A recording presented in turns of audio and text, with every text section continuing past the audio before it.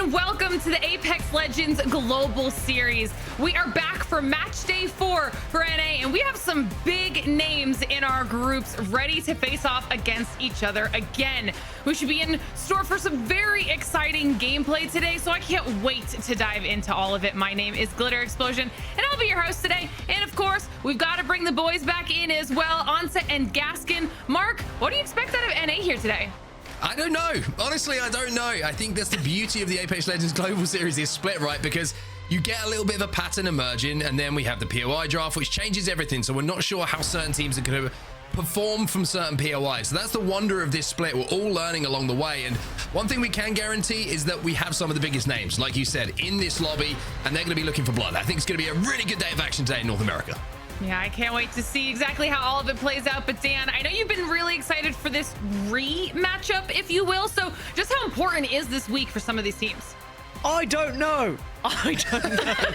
No, I think that the fact that we have 8 of the 10 in the top 10 competing in A and B means that this is going to be very important to try and be at the top of the leading pack. We already know Space Station and Falcons are the top 2 at the moment, but if you're a team like TSM, who is just kind of behind them, can you catch them up today by outperforming them? It is going to be important, and it's going to be exciting. I love that point. Not only right outside that kind of top bubble, but TSM, a team specifically coming off of a very solid match day last time around. So lots of factors to be taking into consideration here. But like we saw in EMEA, lots of things went down since the last time we saw each other. NA saw some changes as well. So let's talk about our NA mid-season mayhem, because we have some team updates, we have some roster changes, and we have to break them all down for you. First things first, with these team name changes, Tripods will now be under the banner of Pioneers, okay? And then the Edgers will now be the Fluffy Aimers. 2 big changes here for our squads. Big pickup there for Tripods and the Edgers as well. So that should keep things really interesting, as we've seen this week alone start to really bring in all of these new orgs into the competitive ALGS universe. And if we're, talking about all of these, they've already been talked about on social media as well. Let's actually take a quick look at this announcement trailer from the Pioneers. We have a big story that is unfolding right now. When the calls are flowing, when the comms are loud, when the guns are shooting, I genuinely don't think there's a single team in any of these lobbies that can hang with us. We got some more work to put in. The job ain't finished, all right? Hey, chat. The job ain't fucking finished, dog.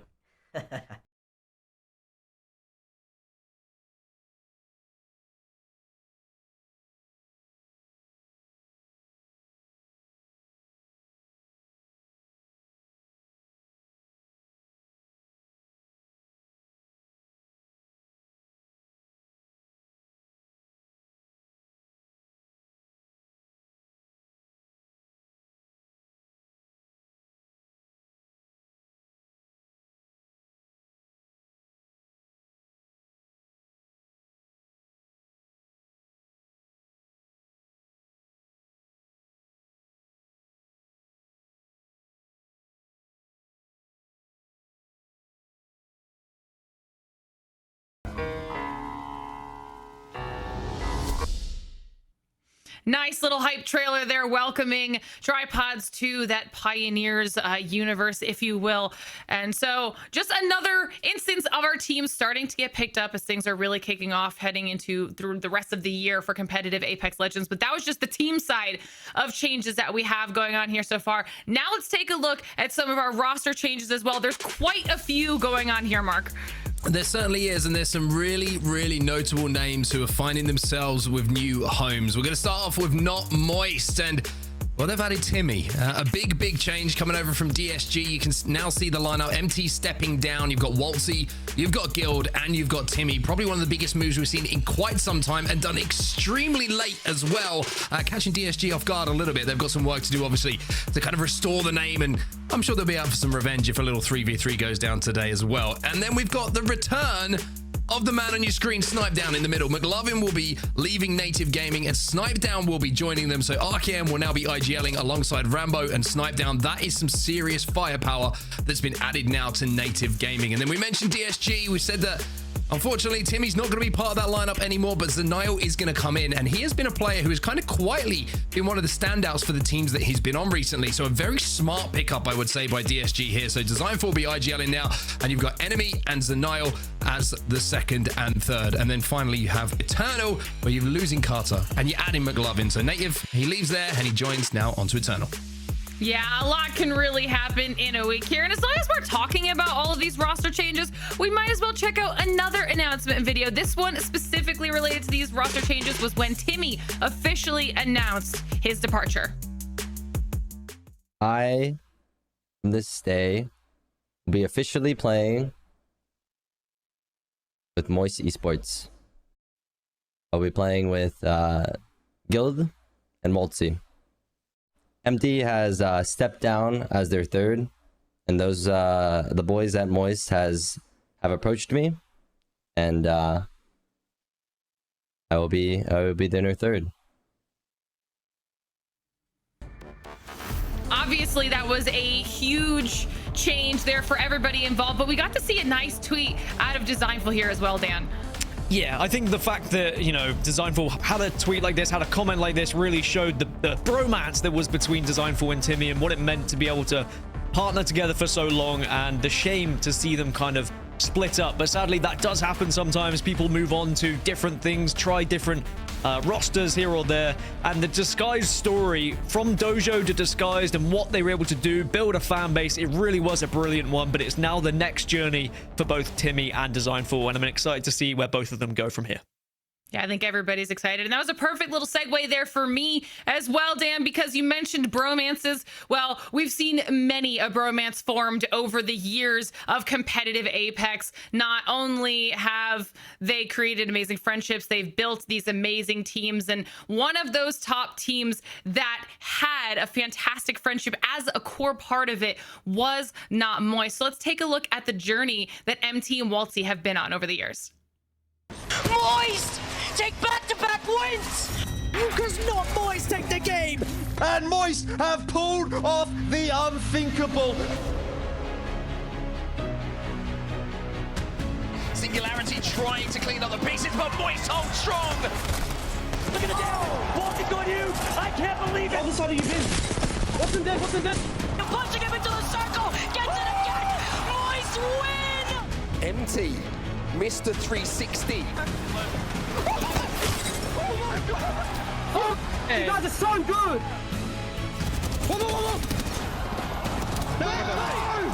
Leader in the hand of Waltzy. Absolutely gonna take down. Oh, that beam! I think Welty's could be arguably the best controller player. Oh my! Waltzy does it for ANT! Just comes down to like trusting MD, trusting the process, trusting the calls. Oh! The beam coming in from MT. Let's go!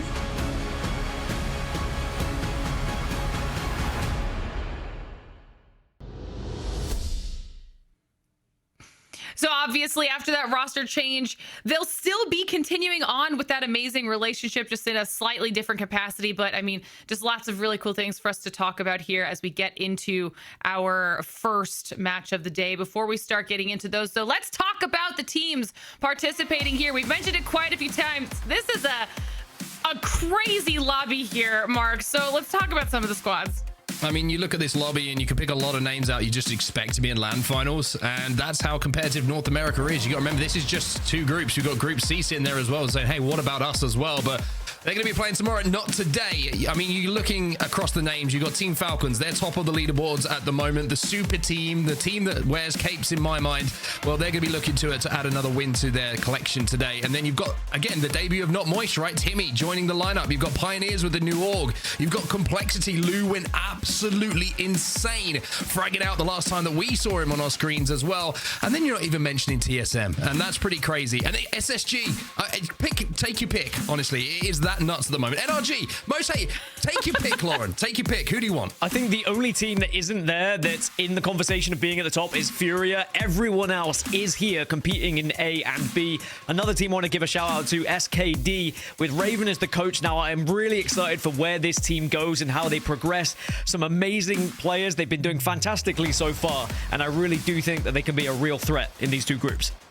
That's a really nice shout there as well. We'll take a look at the standings that everyone is referring to right now. Team Falcons, that super team being at the top, but right on their heels is SSG, only 3 points behind them. Both of those teams playing here today. Furia tied with TSM. I mean, you mentioned how TSM is a team that's right there in that top 3 bubble, and today, after a really strong match day, maybe they're able to kind of continue with that momentum. But all those names at the top of this table, it's a scary top 10, and a pretty close one once you get down to 3 through 10 as well. As we take a look at page number 2, this is where things start to even out a little bit here, Mark. Yeah, they certainly do. The wonderful thing, like I mentioned in EMEA as well, is that series played is the same for everyone. So we get a real good indication of form, how teams are playing, how they've managed to put some points on the board, and what teams going into, you know, the game days after that first round robin, and looking at things and going, hey, we need to start performing a little bit better. And I've got my eyes on Cloud9 a little bit there, Dan, because they're putting some pretty good performances in scrims recently. There is a few teams who have performed well in scrims, but just haven't quite found the points when they get into these competitive lobbies. But that, of course, can all change today. A few of the team changes are going to have a keen eye on what they do. If they're not competing today, they will be playing tomorrow as well. At the moment, Not Moist, they're down in 25th, but will the addition of Timmy change their fortunes? Will they be able to push themselves up a little bit higher in the leaderboards?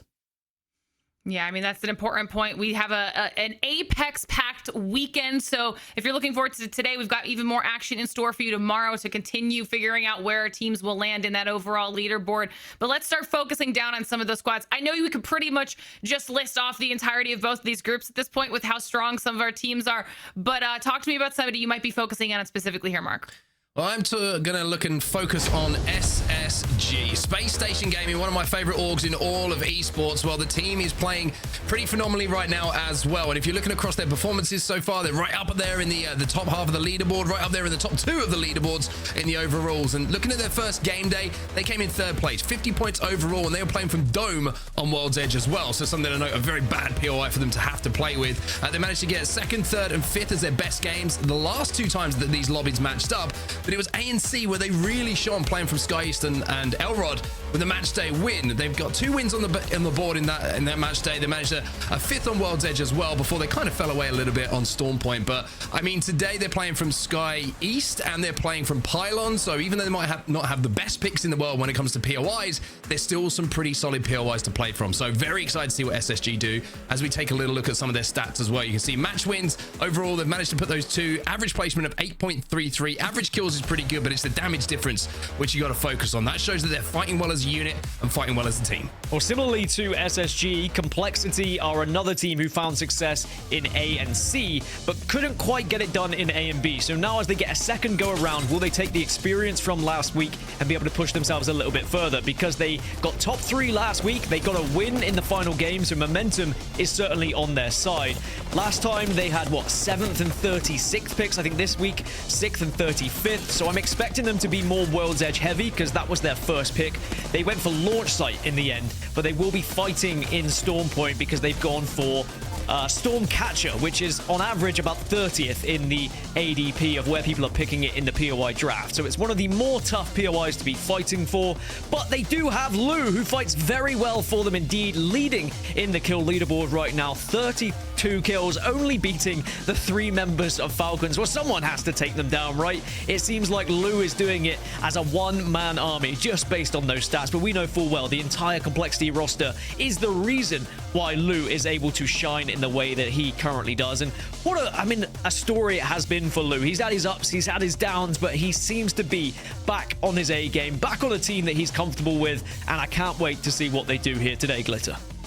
Yeah, 2 really strong team choices as far as ones that everyone should be paying attention to, as I'm sure it was hard for you 2 to choose, and same for everyone at home picking their teams that they want to be focusing on. But don't worry, we have a way for you to focus on multiple of your favorite teams here today, okay? Because we know how stacked these groups are, so if you want to keep up with any of of the other amazing teams, just check out Face It Watch. Not only can you watch 4 team POVs simultaneously, but you also have that dedicated map POV and of course live team comms with that audio mixer, so you can balance the audio the exact way that you want it and experience ALGS your way. It's a very, very cool way to watch, so make sure you check it out. You can head on over to fce.gg/watch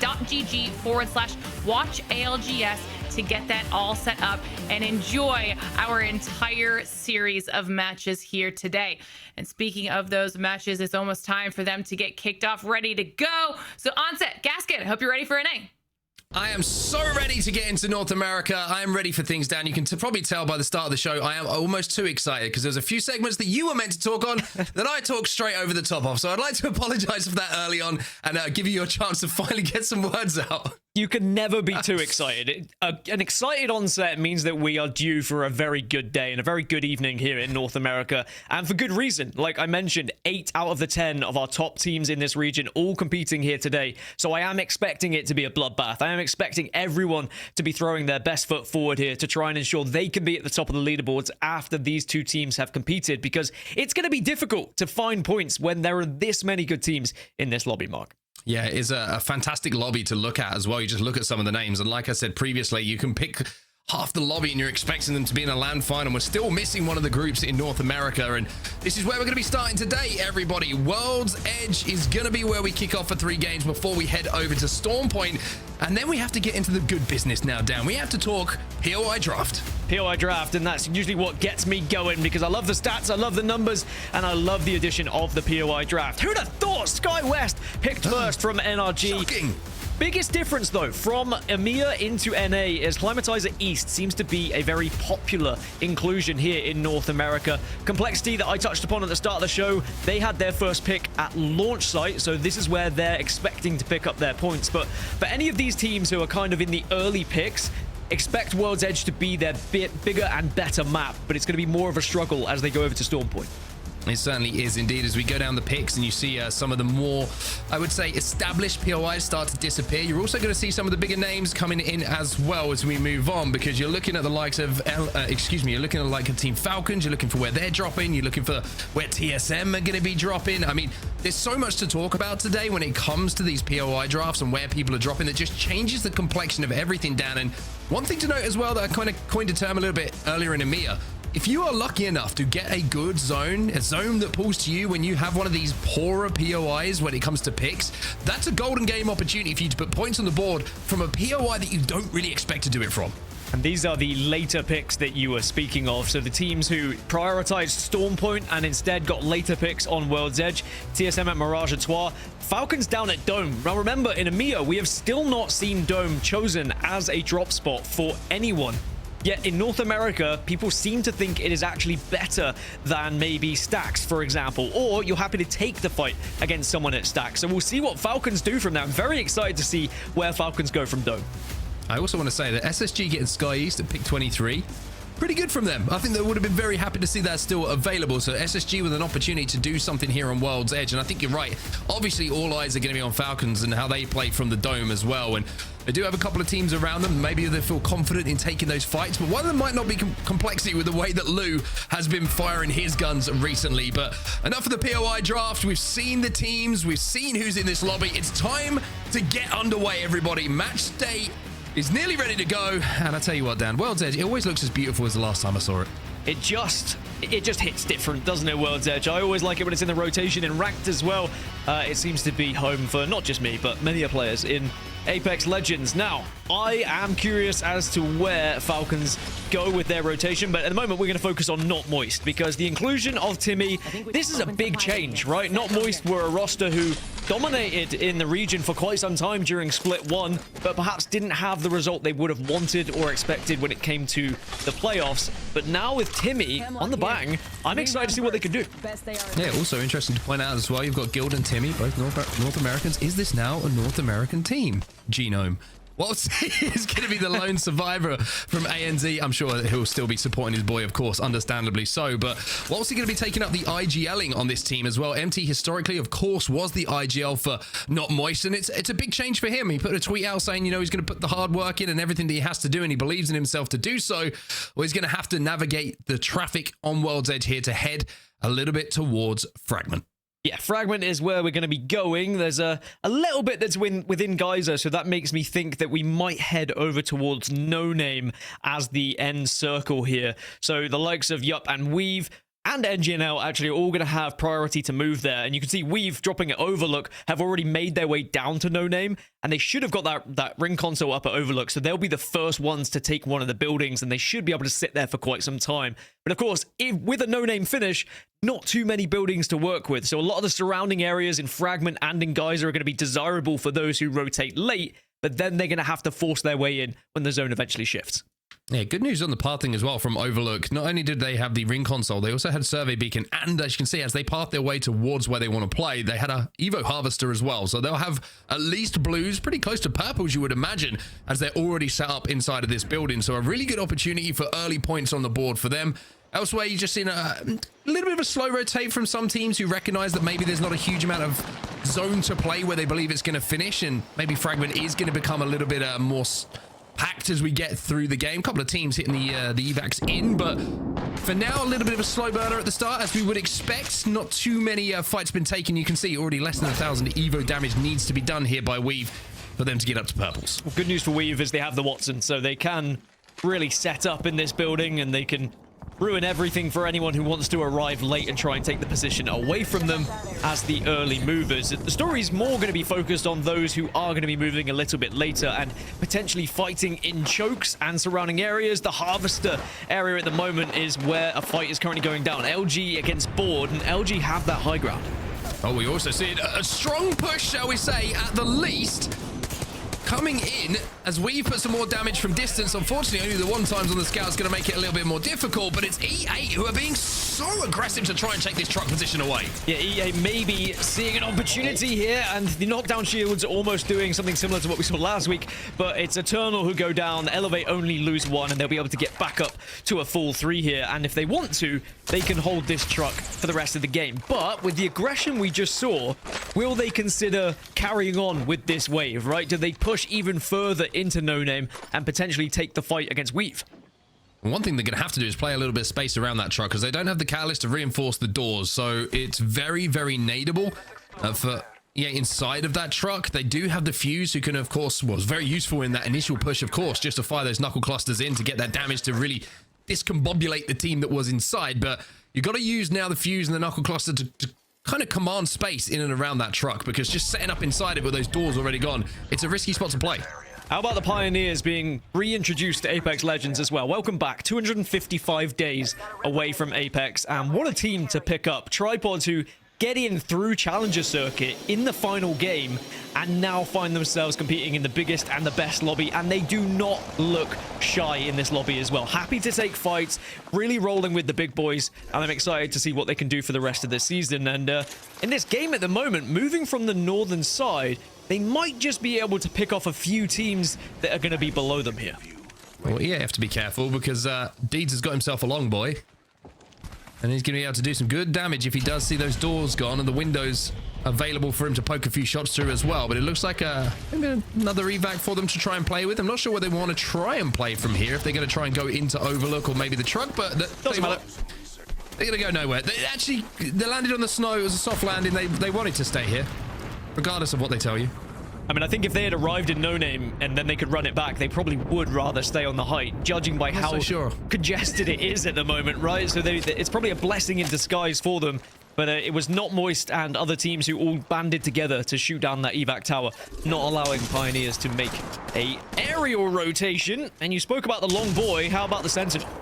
Yeah, that's not bad either, to be honest with you. I mean, the size of the projectiles that come out when you charge this thing up, it makes it pretty difficult to miss at times. But even from that distance, Timmy makes it look easier. Nice little 88 to really make sure that he's pushing that team away through the tunnel. And It looks like Pioneers are going to head towards Overlook. Maybe they're looking to hit the ring console and the survey beacon as well that is available before they pop back into a position in zone. OXG, Oxygen Esports, haven't talked about them much so far. Frex, of course, being an addition to this lineup for this split, and had some pretty solid performances so far. Yeah, 15th in the POI draft, choosing Lava Fissure, which, you know, a not bad POI to go with in general. I think that they'll be fairly happy with it. They're going to be in the kind of mid-ground for both POIs on both maps. So I'm expecting Oxygen to find an average performance, but it's whether they can find something that's just a little bit further to push them into the chances of winning today's efforts. Now, this is the big shift that we're waiting for. I think it is going to be No Name. There is always a potential chance it can shift back north, but it is going to keep going further towards No Name. It could continue to pull towards the eastern side as well. We have seen it finish over towards the eastern side, more towards the vault, but certainly where Complexity, Empire, Weave, they're all holding at the moment, they're in great positions.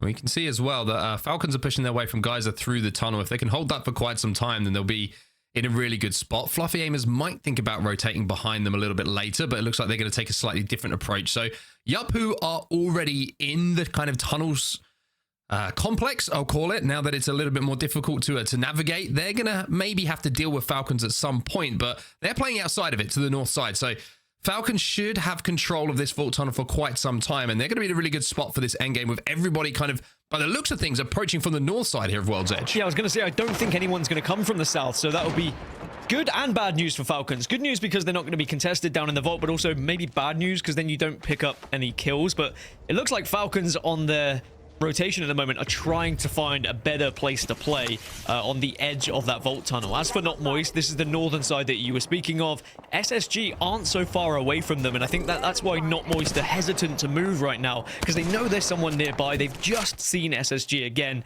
but now seeing them retreating means that Not Moist should know they're the only team on the north. Oh my goodness. Well, ACP do hit another evac and manage to get into this building, but by the skin of their teeth, that could not be closer. Deeds was down to 5 or 6 HP. Everyone else has to pop some batteries and some cells to get healthy again, but they do have the caustic this time. Deeds running the caustic to lock down this building. So a very successful redeploy from the skies for them to find a spot to play. Yeah, the teams who have the Controller Legends are going to be pretty happy with this circle if they have been able to get into one of these buildings in No Name, or even in Fragment, to be fair, on the edges of Fragment.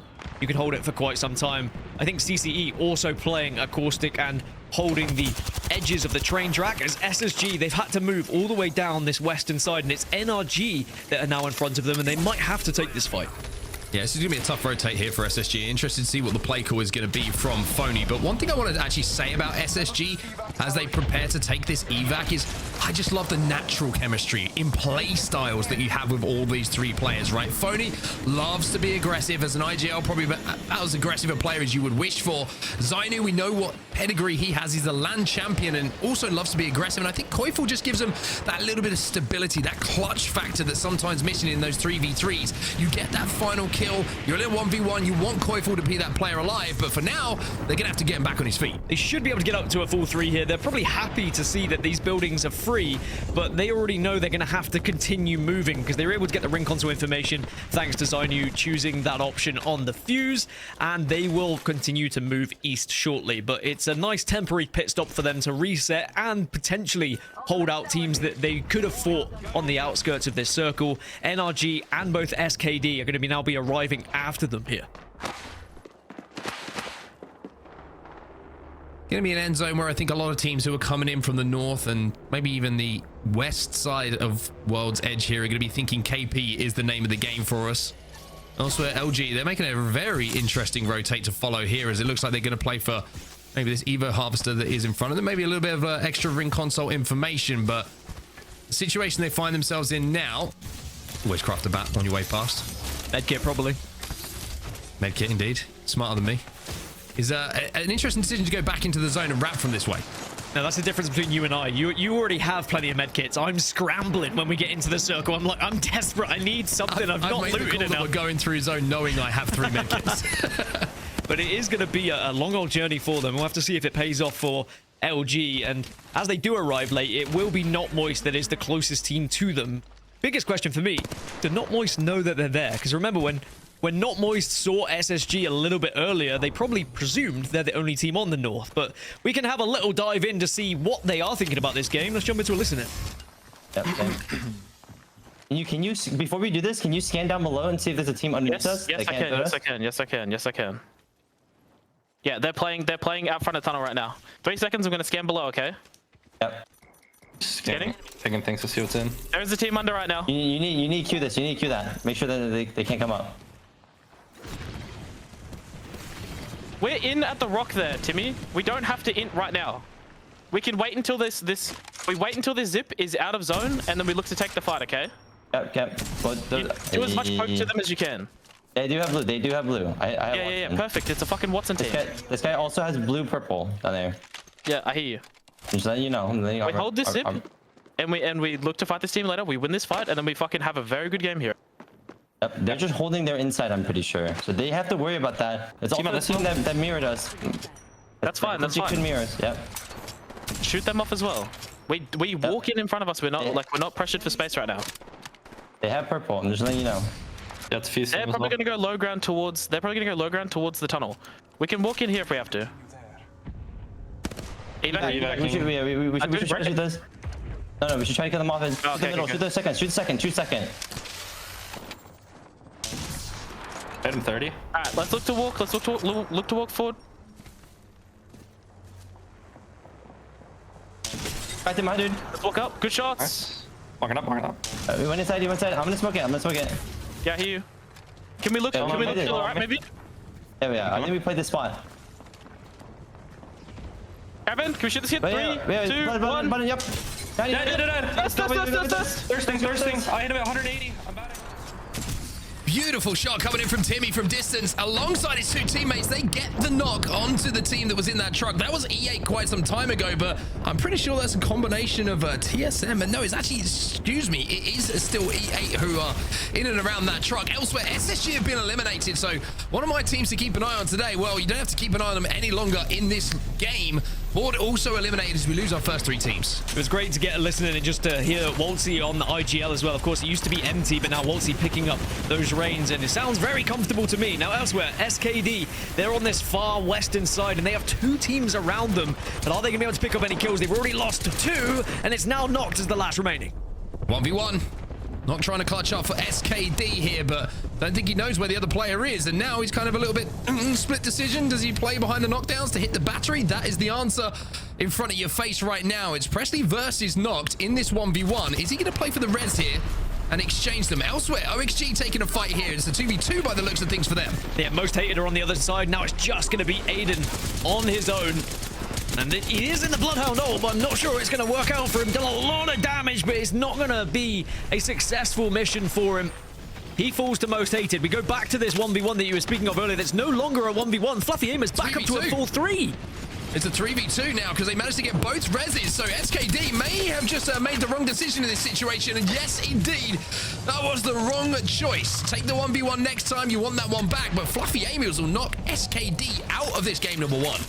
All the meanwhile, the circle is continuing to shift further east, which we did say could happen here. So just outside of this vault tunnel that both Falcons and YUP are holding at the moment is going to be one of the more desirable positions. So this could be a huge fight to win here for Team Falcons.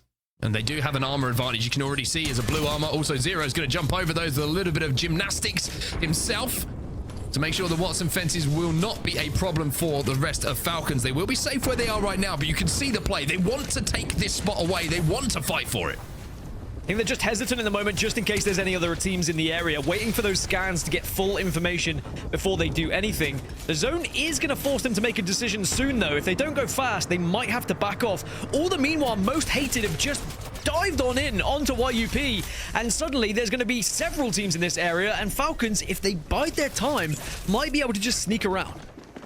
NGNL gone, E8 gone as well. Another team just disappeared. Fluffy Aimers fell out of the lobby as well. This is a really tough rotate to have to make now. The team that's stuck inside of this building, very, very difficult to move through those traps if they want to get some clean shots without taking damage. Empire have gone down as well. Pioneers, they are cleaning up this side of zone for now, and there's a Kraber in the hands of Ommu as well. NRG will go down, and Now you're finding Cape as the last player alive. He's got no shields and he's got no life left as well. CCE will be eliminated and Pioneers putting some good kills on the board. Look at the amount they've got already.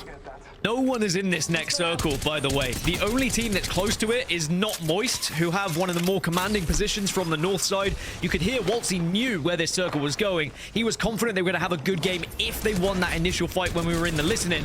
Now, the fight we were talking about earlier, Most Hated versus YUp, they're going to be fighting, and Falcons have to push it. Falcons need to come into this one. Yeah, they're going, they're sending it. They see the knocks come in, and now Falcons, they have to send it themselves, but the fences are a problem, and Team Falcons will fall. So YUp, somehow or other, from being in a horrible position sandwiched between two teams, survive long enough to not only send Falcons out the lobby, but maybe fight their way through this last player alive to stay alive in this zone. Only one player remaining for Most Hated as well, but has the zone on his side.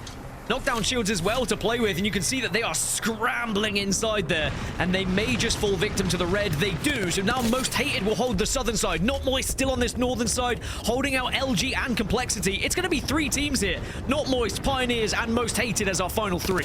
LG gone, Complexity gone, and now you're seeing Not Moist, a new lineup, starting to take command of the northern side of this zone. They have the most space in this zone, but Pioneers and Onmu do have that Kraber, so keep your eyes on them. They have the opportunity here to play however they want if they can hit the shots, but the caval's going to go down. It looks like Not Moist are forcing them away down the hill. I love this push from Not Moist. It's an aggressive one that says we're prepared to take this fight, and they almost scare the opposition away, and they hope to scare them into another fight. It's the Pioneers who have lost the first player though. Most Hated, Not Moist, and Pioneers all scrapping. Deed's last player alive. Jet is going to go down as well, so Deed is trying to scrap for second place at the moment. Guild trying to clean him up, but the gold knockdown, we've seen it be a problem. Well, it's a problem once again. Timmy's taking his time and will be able to get back to full health, so Not Moist will have to play this one out as a 2, and Most Hated almost as a 2, but they've stuck the res by the looks of things, Not Moist. They might be able to get them back up, but no! It's going to be a straight 2v2 as one gets finished off. Yeah, Most Hated still down to a 2, but the fact that Not Moist gave themselves the time, they don't know yet, but they might have gained that information that it is a straight 2v2 if they saw it on the death cam whilst he was knocked. And now suddenly the Kraber in the hands of Most Hated. Oh, and the Sentinel for Timmy. Yeah, I see your Kraber. I got a Sentinel and it's charged up, and I am feeling charged up alongside it. Timmy, the new boy, to this lineup for Not Moist, is taking the game in his hands, and Not Moist will win as Timmy hits a celebratory shot onto a teammate as well. On his debut, what a way to kick off. On his debut. Joining Not Moist, the calls from Waltzy, perfect. A great time to go into a listening to see just how they wanted to play that game. And it was almost played exactly down to a T how he wanted to, and it all played out in his head how he foresaw it. Great first game from Not Moist.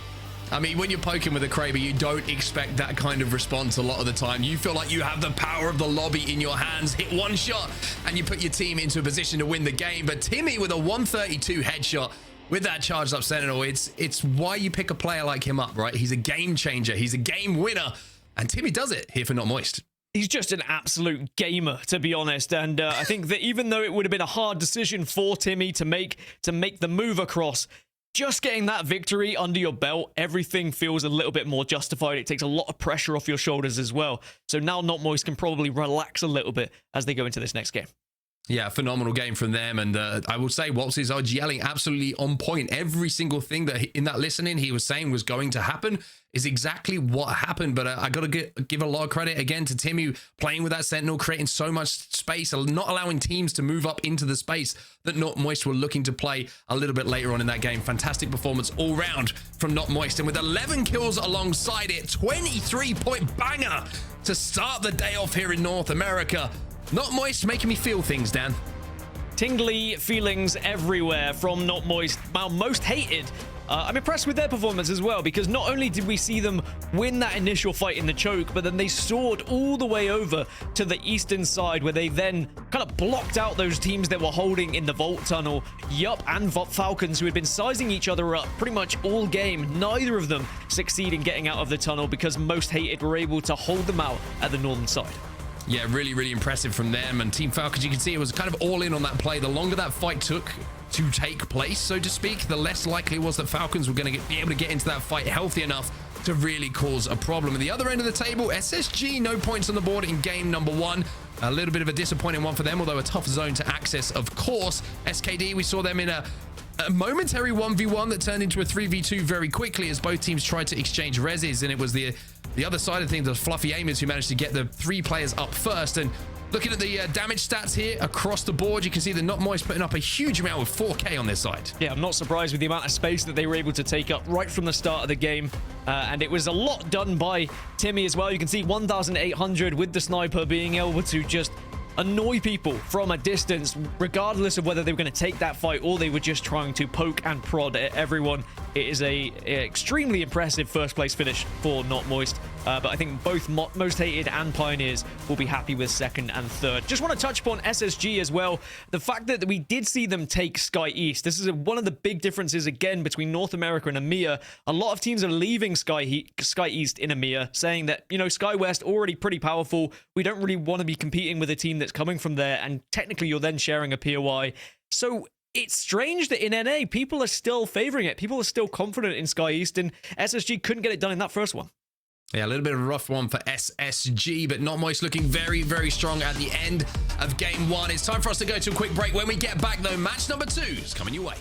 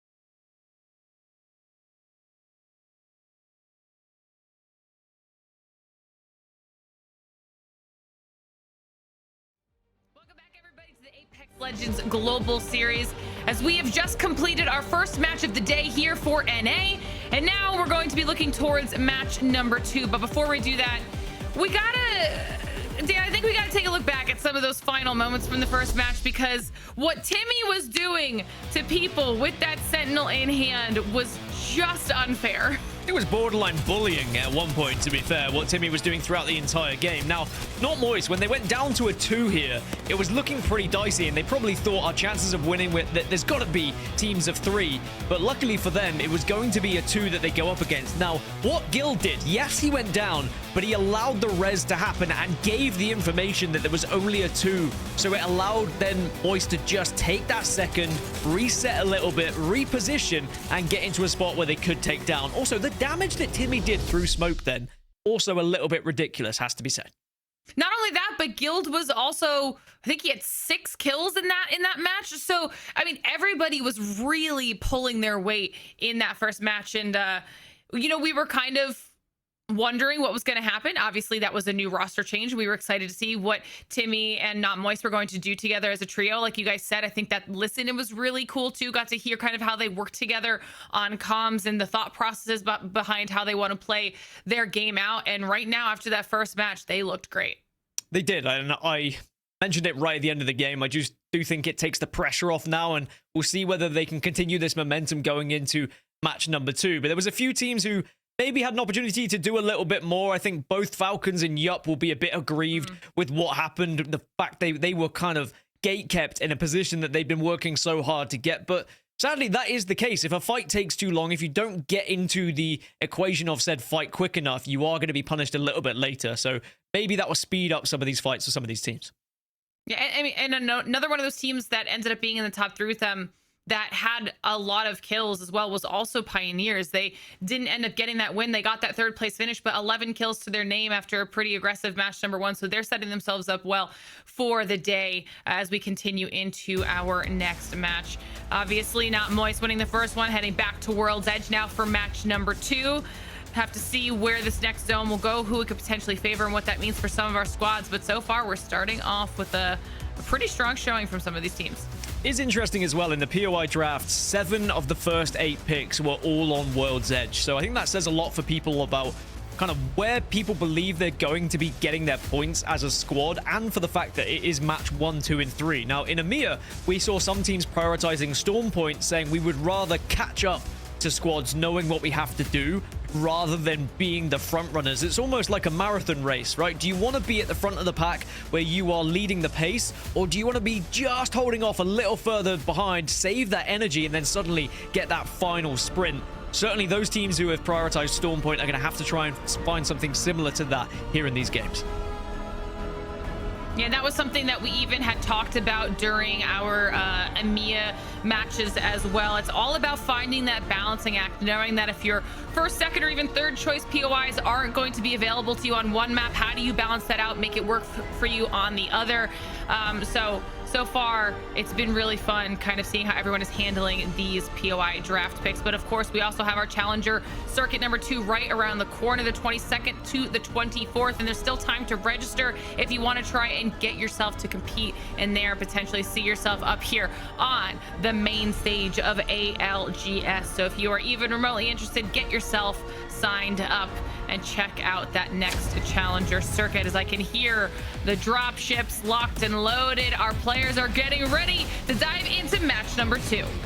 And it is going to be the Dome where we're currently going over. That's where Falcons selected as their POI. They had 27th pick, so they opted for going for the Dome rather than Mirage Etoile, Staging, Geyser, or Big Maud, which has been prioritized in other regions a little bit more. So clearly Falcons feel like something can be done from Dome, and we'll have to see whether they can pick up points. Match 1 wasn't certainly the match they expected, but they can certainly change their fortunes going into match 2 here.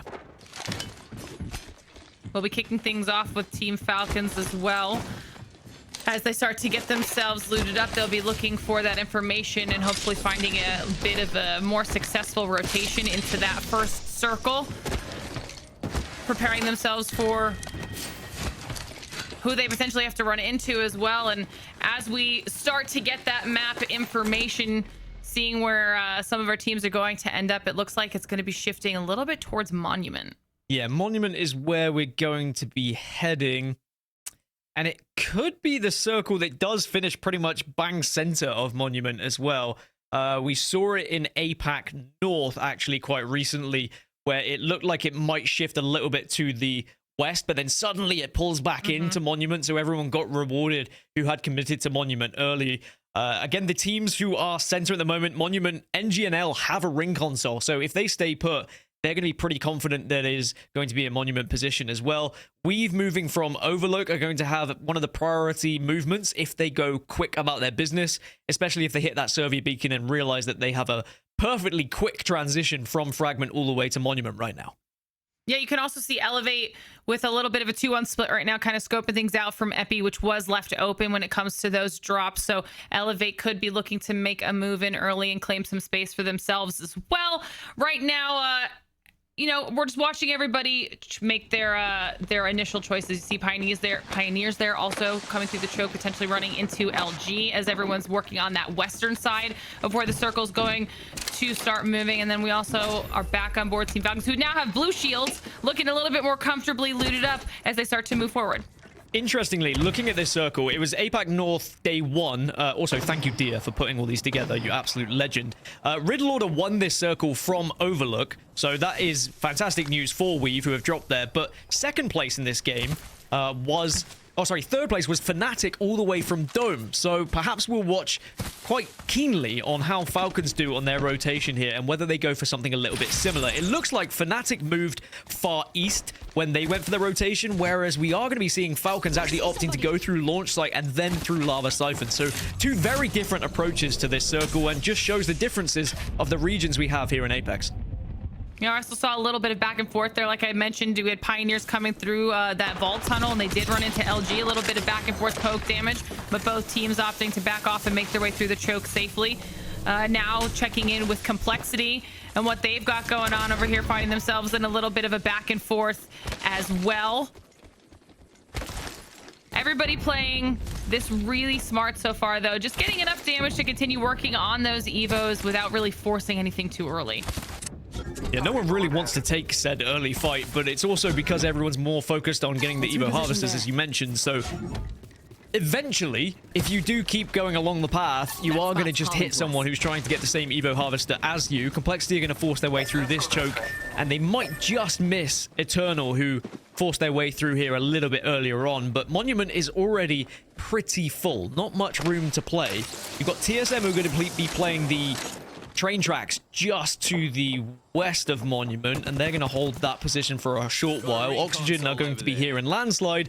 They're going to be gate kept by TSM. It does become a bit of a back and forth when you look at some of these teams of, yes, you might be able to get past one team in your rotation, but then there's just going to be another squad waiting for you after you've got past the initial. Yeah, there's only so many different chokes that they can try to push through when they're coming from this western edge. There's going to be quite a few teams that are looking for some sort of space to move through on their later rotations as well. We're still waiting to see where Board goes, how SKD do, but Complexity have made their way through safely so far. They ended up going a little bit farther west so that they didn't end up running into Eternal, but still have so many of the other teams to be keeping their eyes on with that western wrap. TSM right on the edge of this tunnel, trying to see if they can maybe catch somebody out on a rotation as well, and just going to kind of hold here in the opening for now.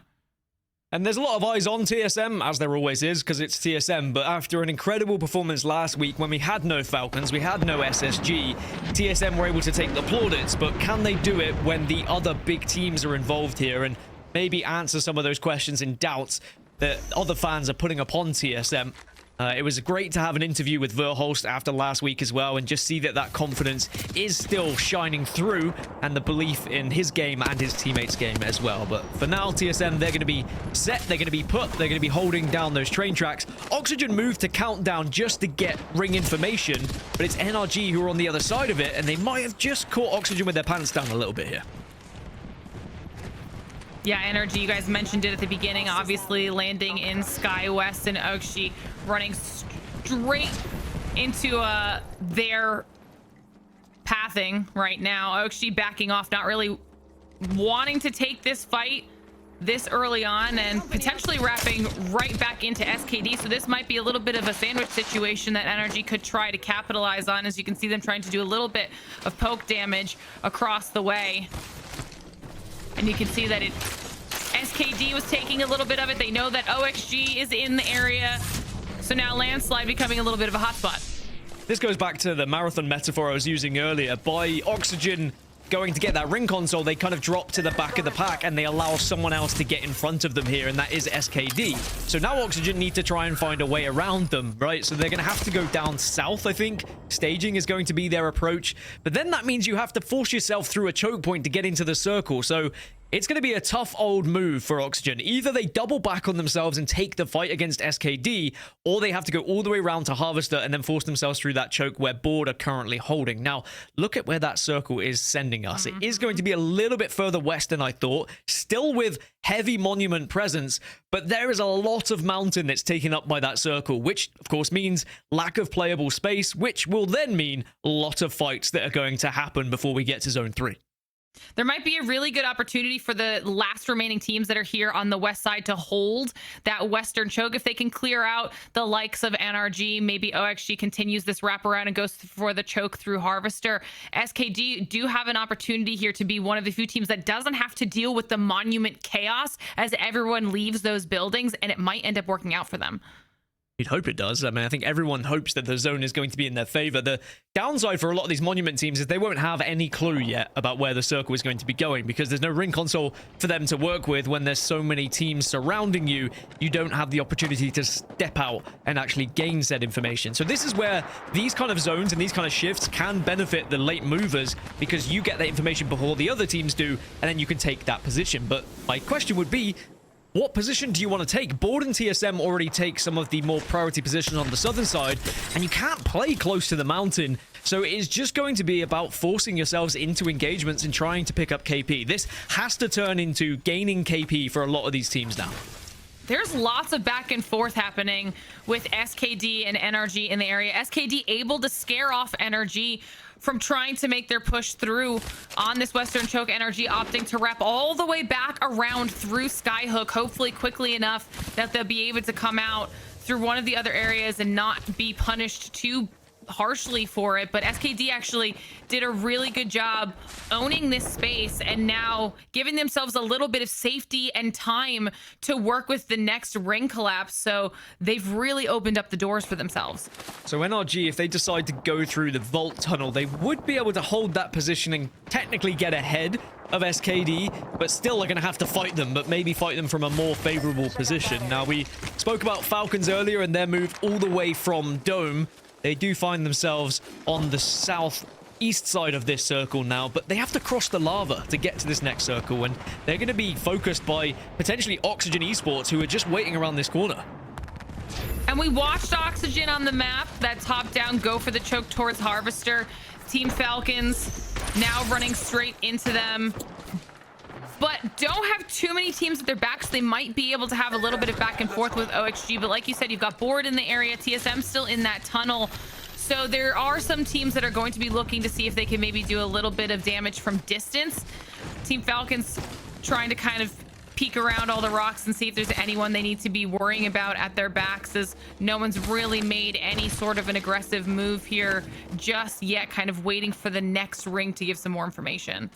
Now, I don't know if it's a sign of strength or discipline of this region, but comparatively to EMEA today, the fact we still have 20 teams left in this lobby, very different to what we saw earlier on this morning with EMEA competing against one another and a few teams just kind of jumping into those engagements, trying to win those early fights, trying to force those early positions, but a lot more passive play at the moment from North America, but arguably smarter play in certain scenarios as well. Now, NRG did lose one of their players on their rotation on the northern side, so it might have seemed like a great idea, but they've been punished for it. Now, zone-wise, yep, still looking pretty bad for those teams who are on the far east, right? Because you have to go through building after building after building, but then just ultimate open space is where it's going to end. And I said that we're going to see a lot of teams die here in Zone 3. Then when we get to Zone 4, it's just going to continue whittling them down, and I wouldn't be surprised if we end up in like a 3v3 scenario in the final circle. Yeah, TSM are looking pretty comfortable right now, not only having done a good job of keeping people out from that landslide side behind them, but now also having some really good vision on everyone in front of them, being right next to where that next ring's going to be, so they can kind of sneak out and go to their left and see if they can maybe get a little bit of a safer position. Same scenario with SKD, with the exception of having to worry about NRG, who are now down to that too. So those Western squads are looking comfortable. Meanwhile, Pioneers have been up at Grandma's house, and they're in a little bit of a back and forth here right now with Not Moist, who are looking to get aggressive, decided to back off, but the second all of that noise happens, there's potential for these other teams to collapse on them. Or as you said it the other day, grandmother's house, which I think is far more quaint and much more appropriate as a British man for sure. But Pioneers and Not Moist, they certainly poised up against one another. But again, passive play. No one really wanted to take that fight. But we have 10 teams, maybe even 11, who are outside of this next zone. And everyone's got to move at the same time. So the kill feed is about to be completely lit up, like the 4th of July, fireworks in the sky at this point. Now, SSG, they are one of the teams who have to move. Let's have a listen and see how they do it. Yep, slide up. You're good, you're good. Keep sliding left. Slide me, slide me. 1 second to smoke. Save your bloodhound. Yep. You're gonna have to ult soon. Yep. Ult soon, ult soon. Ult. Right now? Okay, walk up with me. Yes. Ult and scan this. Check. Oh, you want? Team blow. We need to scan mid. We need to walk up. Right side. Yep. Nobody on right side, we're good.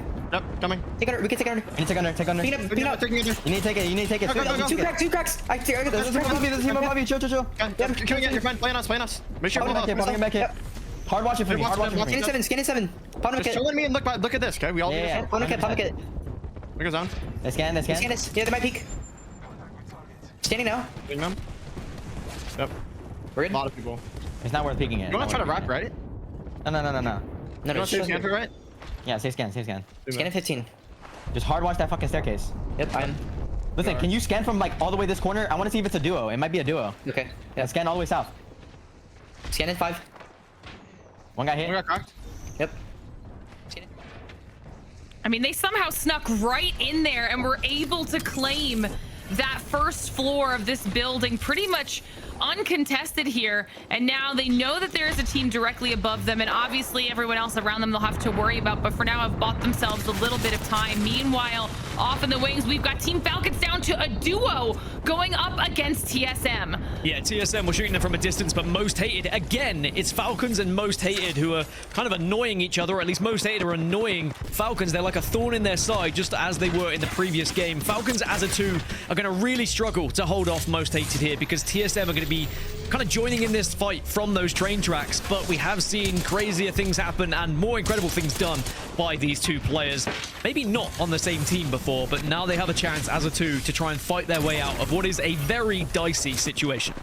I mean, we're losing lots of teams right now. We lost to NRG trying to push their way into Pioneers, and now the push comes in from Most Hated. SSG down in the kill feed as well as they continue to do some damage onto Team Falcons, and they do go out. Most Hated clearing out this space, and now TSM know that they can try to look this way and maybe try to do a little bit of a third party, but either way, Team Falcons could do nothing where they were pinched. Well, I said the kill feed was going to light up beforehand, but a lot of teams did find their way into playable space. We lost about 4 or 5 teams, but now it is going to get whittled down even more because all these teams on the northeast side have to move at the same time. They were within buildings at the moment, but there's a lot of solos here as Gil tries to do what he can as a solo, but imagine he will fall, which he does. Not Moist and NGNL both go down at exactly the same time as more teams now are just trying to desperately find anywhere to play here on World's Edge.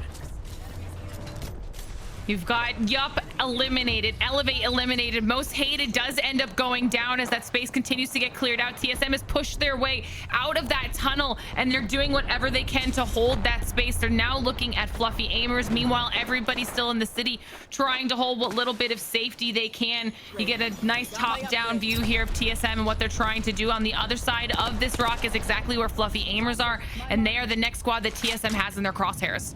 Well, the only building that's going to be within the next bit of the zone is where Complexity and LG are currently scrapping, but TSM doing really well at taking a lot of space, spreading out as a 3 and really commanding this southern area. But it's the Fluffy Aimers who are down below them. They have taken a lot of damage, but TSM can't commit because they're being shot by other squads as well. Verholz goes down, but they may get an opportunity to reset here because the Fluffy Aimers have to climb if they want to make this push, and that is going to be a very reluctant climb. Yeah, Fluffy Aimers do have a shield advantage, but like you said, it's a little bit of a little dicey situation with EEC looking their way, knowing that there's an engagement going over there. They've been kind of dealing that poke damage and being annoying and that back and forth between TSM and Fluffy Aimers as Fluffy Aimers try to make a wraparound and make that push onto TSM. TSM's able to get the reset. Rez does come through, and they're able to survive a little bit longer here in this match. Meanwhile, like you had mentioned, you've got LG and Complexity in a building scrapping. CCE is going to be forced out of their position soon as everything starts to collapse. And SKD, who had taken that Western choke, like I mentioned, is still holding it. They've managed to push their way through and clear out the space around them and now own the northern side. Yeah, this is where the Dark Veils come down to give you protection. TSM have to make the push, but they've lost one already. But you can see Rex and Verhorst are still up and will get the remaining damage to win the fight. 7 squads now remain, but there is a lot of solos, a lot of doubles. Doublés are around, and TSM are one of them right now. They have to try and find their way in from the south, but other teams are going to have eyes on. You can see one member of KCP is still alive. Gent just desperately trying to avoid any sort of sightlines right now. I didn't know you were bilingual. I try my best. It was beautiful. It's absolutely beautiful as EEC does go down in the kill feed. TSM just down to 1. trying to do whatever he can. Reps, at least just gonna bunker down for a little bit, because I don't think anyone's necessarily looking the way of TSM as the solo for Pioneers goes down, giving some more placement points to TSM. There's no way he hits Moby, right? There's no way. Surely not. As soon as SKD see this, they have to full send. They're a little bit worried, probably, SKD, about where the other teams are, but little do they know at the moment it's just a little game of hide and seek in this building between LG and Complexity. I thought it might end in a straight 3v3 in this final circle, but because that building having that corner just allows these two teams to stay alive next to one another, as now it is happening. Reps is making the play. SKD do see it, but SKD might just let it happen. I mean, they have the Kraber in hand and some sight lines on Complexity and LG, which might be better for them to maybe try and take out, as they're going to be forced out of the building here very soon. TSM now back up to a full 3.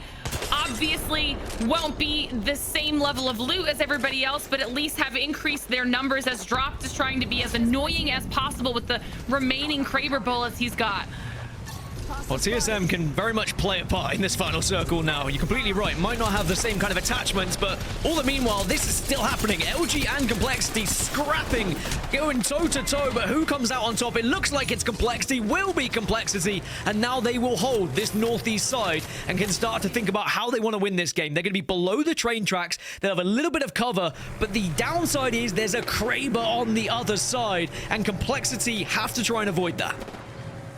I think TSM might be looking their way as well, trying to decide which is the best fight to take, even though they know that Drop does have that Kraber in hand. The Bangalore ult comes out to start zoning, as well as the Catwall coming down to give a little bit of space for Complexity to make their move up, and they do make a successful wrap towards that top end. So now it's going to be in the hands of SKD.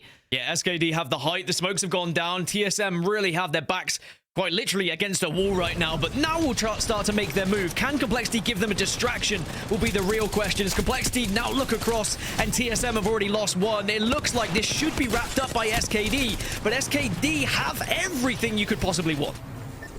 They try to make their push up. TSM is finally eliminated, and all SKD have to do is drop down on the already injured Complexity to close out match number 2. And after doing a really, really good job of being patient on that western side, of dealing with the back and forth with NRG to the point where they push NRG away back through Skyhook, and that resulted in NRG being dropped down to a duo. SKD did exactly what they wanted to do with the western side of that zone, how they wanted to play it, and in the end, it paid off in spades. TSM helped get rid of Falcons, and then Ravens, SKD get rid of TSM. It's just poetry at this point in ALGS as the stories line up. But SKD, as soon as they were able to hold off NRG right at the start of that game, and they held that western side, they gave themselves such a good opportunity to win the game as the circle shifted their way, and they'll be delighted with that victory.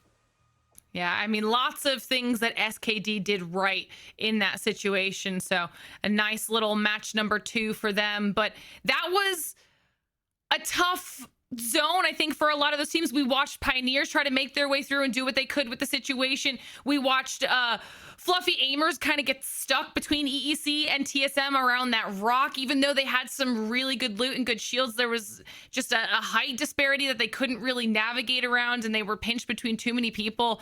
I mean, that was just such an open zone for a lot of these teams that had bunkered down in buildings. Like you had said, they were really calling it to be more monument focused as far as that final circle went, and when everybody had to push out, it ended up kind of being really chaotic. But the one team that handled that well was Complexity. They won their fight against LG, and even if they didn't win the match, that additional KP will be big for them. Yeah, and it's something that Complexity have done very well, and also something that has been very prominent in Pro League this season is, even if a team doesn't find success and a victory, they are getting good kills on the board, and they are finding consistency to make sure they're at top of the leaderboards. And that's what we saw from Complexity last week, and it seems like that momentum has carried through here today, and they surely are going to be looking at today as a possible chance to get even more points with performances like that. They only miss out on essentially winning this game by a point, but it is SKD who had the position in that final circle and find themselves picking up first place. That is a really, really strong first and second place showing from both of those squads. I mean, nice placement points out of TSM. They just had such a strong position that they were able to hold for so long. It didn't necessarily lend itself to being aggressive and getting that KP, but at least overall getting some points on the board. We also got 5 to Fluffy Aimers down there as they were able to find people along their rotation and kind of pick them off as they went. And then 4 points to NGNL as well. The fact that we had so many teams alive for so long, I think it was 13 minutes until we saw a team actually go down here in match number 2, meant that there was a lot of kills to be shared around because people kind of taking individual fights, people kind of finding solos that were scrapping around, and that's why we saw these points spread out so evenly, really, from 5th downward. There was only really the top 2 that picked up big points from this match. Look at the damage, though, coming out of all of these teams. Like we said, I mean, it didn't convert into a lot of KP for TSM, but still right up there with 3,300, almost matching SKD's damage. And then the 3,800 out of Complexity, 1,600 apiece for Monsoon and Lou. I mean, you just got a chance to talk about Lou before we even got into this match, and he's living up to those numbers that we saw reflected in those stats. A really stellar match number 2 for all 3 of those squads. But we still have many more matches up left on the docket, so it's time for a short break, and when we return, match number 3 coming at you.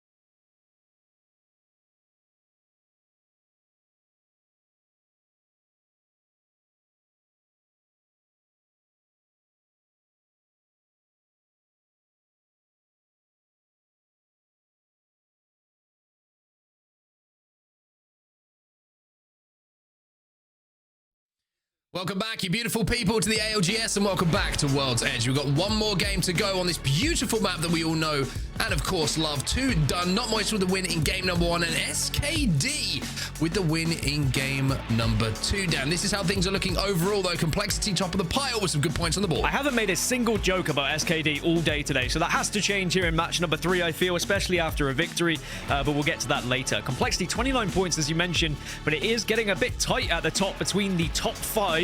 We're starting to see some teams break away just after 2 matches, but what was important in match number 2 is the amount of kills that were spread out from about 5th downward, because it was such a tight lobby and people were picking up kills here, there, and everywhere. It meant that everyone kind of stays within a chance of getting towards the top. It was interesting to see that TSM as well almost managed to pull off the impossible. Verhulst gets that res on both Zap and Reps towards, Reps gets the res onto both Verhulst and Zap in those final moments to give them an opportunity to be a part of that final circle as well. You thought for a second, maybe it's going to happen, and then you realize SKD have the entire zone with the Kraber as well. So pretty free game for them. Worked very hard to get to that position, of course, but now it sets us up beautifully for match number 3. And my question to you, young Gaskin, is where are our super teams at? Yes, considering the fact that, you know, SSG and Falcons were so far ahead in those overall standings, and we talk about, well, everyone needs to try and catch up. Well, this is their opportunity to catch up, because Falcons and SSG, neither of them have been able to get going so far, and I think this is what's going to happen with the POI draft. You are going to have rough weeks where sometimes the POI just doesn't go your way, but it's about finding a good amount of points from said POI. So you don't have to win the week. You don't even have to come top 5 in a week. Sometimes just getting top 10, if you have a rough position in that POI draft, could be everything when it comes down to the very end of Split 2. And it's those things that we haven't had to think about in previous splits, right? That all of a sudden kind of raise themselves as situations that you have to accommodate for now that we have this POI draft. But as we head into match number 3, it's Complexity who are at the top of the leaderboards and put themselves in such a good spot in that last game. And also, Monsoon's changed things up. He's no longer on the Sentinel. He picked up a charge rifle in that game and was doing some pretty crazy things. And if you missed it last week, by the way, I think it was game number 2 on World's Edge where he played as a solo inside a zone with a Kraber. Yeah. Go back and watch it. It is absolutely nuts what he was doing in that game, and maybe do that after the games are finished today. If you're in Europe, maybe do it tomorrow because it's getting a little bit late. But SKD, the winners of game number 2. Oh, we're going to start off with them on their loop. It'd be worth it for the Insomniacs, though. I am just saying. It was something a little bit special. Now, SKD, coached by RERUN, I mentioned at the top of the show, I'm very excited to see how they progress, as you've got 3 incredible individuals on this roster, and now with RERUN at the helm as the coach as well, then there is always going to be the opportunity for improvement across the board. Circle-wise, we're heading down to the southeast. Could be somewhere towards... I think it's probably going to be Big Mord at this point. I don't think we're going to pull as far down as Stacks. We saw this circle in EMEA just earlier on today where it pulled all the way to the southern side, but the circle isn't really covering that much. So where Empire are, I wouldn't be surprised if we're in more of a Big Mord finish here. Yeah, I agree with you there. I think it's going to be pulling away from Stacks a little bit, and this is an interesting decision to make, right? If you get Ring Console, you get that information, like, where do you play? Because the easy answer is Stacks, because there's going to be a playable space. Maybe you play Geyser and try and approach the choke a little bit later. I maybe would try and play that choke, but it's so difficult to play because you're kind of exposed from getting shot from teams rotating from Geyser, and of course the ones that are holding you out from Mord's side. So Big Mord is going to be a very good spot to play. It might pull out towards the paintball playground a little bit as well. It's a tough one. Bridge is going to be a good spot for quite some time, but also a little bit exposed. So I'm interested to see how teams navigate this. I think Prio is going to be Big Mord, but Empire are going to try and defend that with their with everything they have because it's such a strong position. Yeah, I'm trying to look at previous circles throughout this season, and there's not really anything that's been like this apart from the one we had in EMEA today, which was more Stacks focused. But I do think, just judging from scrims and, you know, enough ranked play, we're probably heading towards the outskirts of Big Mord. But you're completely right. Where you play is what is difficult. Now, this is an interesting one from Falcons. Taking the rocks on the far west eastern side allows them to push in behind other teams and get into Big Mord, but perhaps from an area where people wouldn't have been expecting. So they want to maybe try and play a combination of the rocks and that little cart that you can... Zero was kind of tiptoeing around for a few seconds there. Empire trying to force them off as well. You can see already 2 teams inside of Mord. That tells you everything you need to know about where we believe this zone will be going. And Falcons with this spot, with this cover, do command quite a lot of space on the southern side of this zone. So interesting to see if there's an opportunity for them to put some more points on the board after a little bit of a slow start in the first 2 games. Elsewhere, the teams who have obviously had a pretty good start to things, like Complexity, they're still on their way down at the moment. SKD as well, still making their way. They're not even left thermal station as yet. Board's still over at launch site as well, so they've decided that maybe they're not going to have great prio. And speaking of making their way towards Stacks, well, Complexity, #1 at the moment. That's going to be Kimchi. He has to do some work to get his team back into this game. He's got both banners, but it's not been the perfect rotate for them. 2 already down. Yeah, sadly, after a very impressive game previously, they are going to have to try and rescue something here, which... there is a chance maybe they can get back up at Dome if Kimchi can get away here, because Dome isn't occupied anymore. We've already seen that Falcons move very quickly from Dome to get to that eastern side of Big Mord. So as long as Board don't beat Complexity to the race here, they should be able to get back up to a 3. Sadly, though, once Board see that dropship coming in, it's going to most likely end up being a push and a fight they have to take very quickly.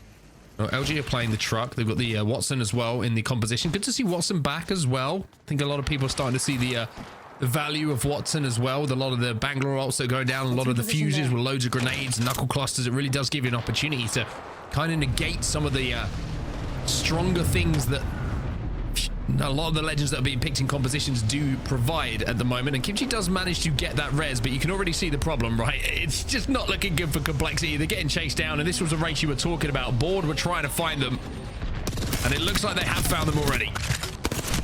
Yeah, Monsoon out of the frying pan and into the fire, sadly. Board were waiting, more than happy. Well, that was a free gift from the heavens for them, and that's some extra KP. And now I do think Kimchi probably does get away, so Complexity can still go on their journey, and he can try to wrap for that once more. But yeah, it's a sad news for Complexity. I think when they started to leave that dropship, they got the realization it was not going to go well for them.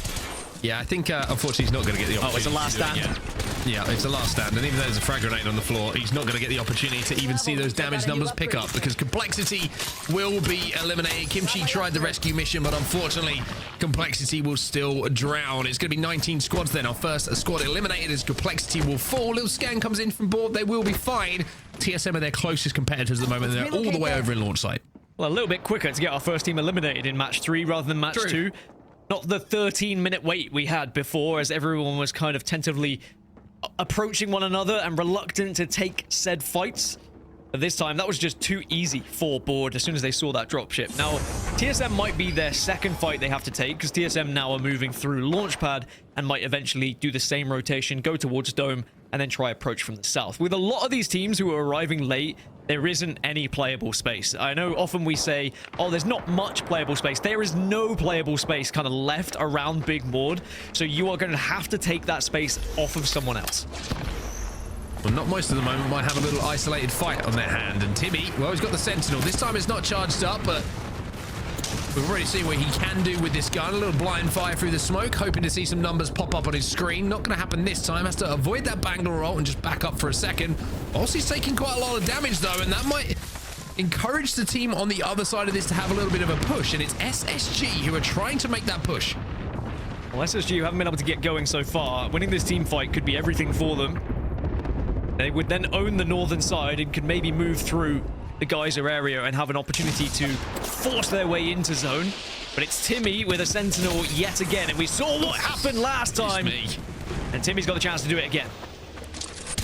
And most importantly here for Not Moist, as a beautiful spray comes in from the Havoc from Waltzy. That angle that was being held by Timmy allowed Waltzy to get his heals away and get back up to full health to re-engage with this fight. And by re-engaging, he is doing so much damage for his team. Guild is going to swing on this one with the Volt. He gets the first knock onto Koi, and this is SSG not looking good. One player gets away for a few seconds, but SSG decimated, and it's 3 games in a row where SSG have barely got a point on the board.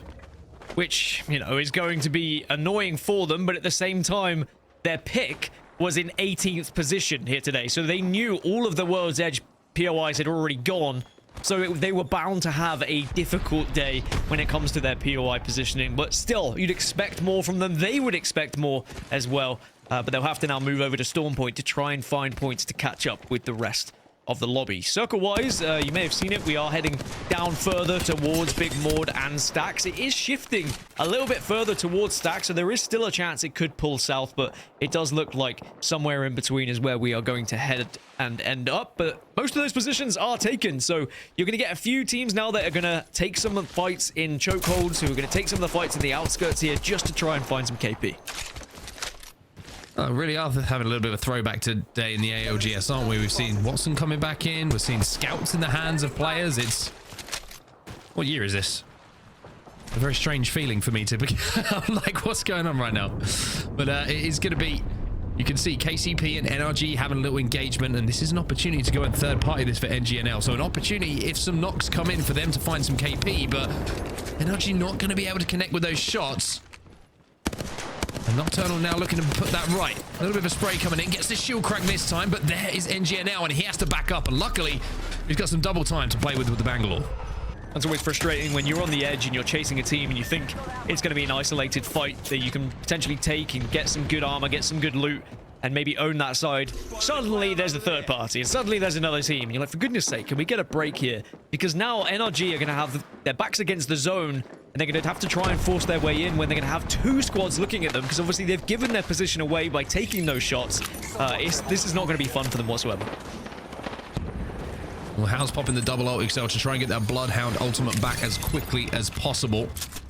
Which usually gives you an indication that they want to take a fight, but Not Moist are not going to take any more fights in this lobby as they will be eliminated. Elevate will be the team who hold them out and manage to get those kills. So Not Moist winning game number 1, a good team fight win in game number 3 early on, but no more points to speak of in this game. Falcons being pressured a little bit here.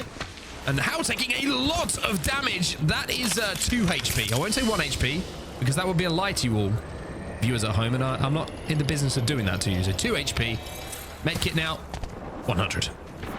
The CEO playing it perfectly, right? He knew exactly how much health he is going to have. Calculated. All part of the plan. That was dicey. Man once said. Had he gone down there, that could have been very detrimental to Falcons, but luckily just about escapes, and now Falcons can hold this southeast side, and the circle is going to continue pulling down the stacks. I was worried that those teams who were committing to stacks might have to force their way out, but it's going away from Big Mord now, so this is great news for those who had to take stacks because of the lack of playable space that had already been taken by the other teams. The 8 squads that are currently in Big Mord, bad news for them. Choice words, I imagine, will be said. Elsewhere, this is TSM versus Falcons.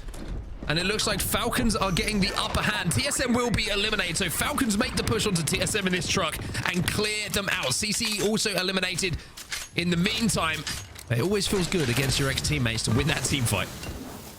It means now Falcons will hold the eastern side. They do have a building to work with, but depending on where this zone shifts, it's going to be a tough one for them if it does head a little bit further west, because there's about 5 teams that are ahead of them now. But I think the bigger question is, all these teams on the north over towards Big Mord and arriving from Geyser, where on earth do you go here? Because you could maybe try and play the eggshells just above stacks, but there's a couple of solos who are ratting around that will play a part in that. You're also going to have a lot of eyes from the taller buildings in stacks that are going to kind of grief you from a distance as well.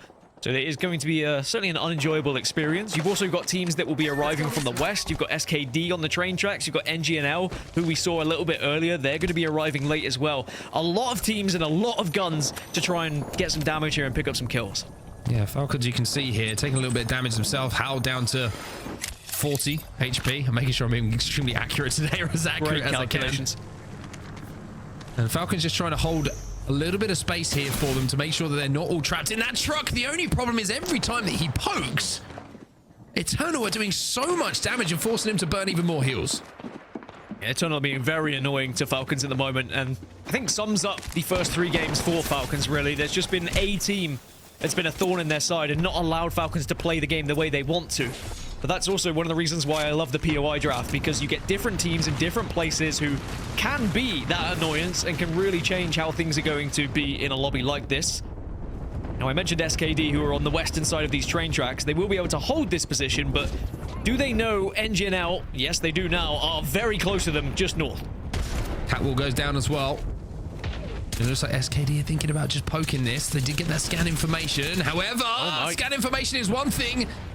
Keeping yourself alive is another altogether, and Shubi just about managed to get out. Now the Catwall is going to go down as they try and make their rotate ahead. LG taking a little bit of engagement as well over at Big Mord, and Elevate, speaking of ex-LG members, Slayer looking to push off the back of this scan that he's managed to get in. They want these KP. Yeah, they want to try and find these NGNL members, and they will do so.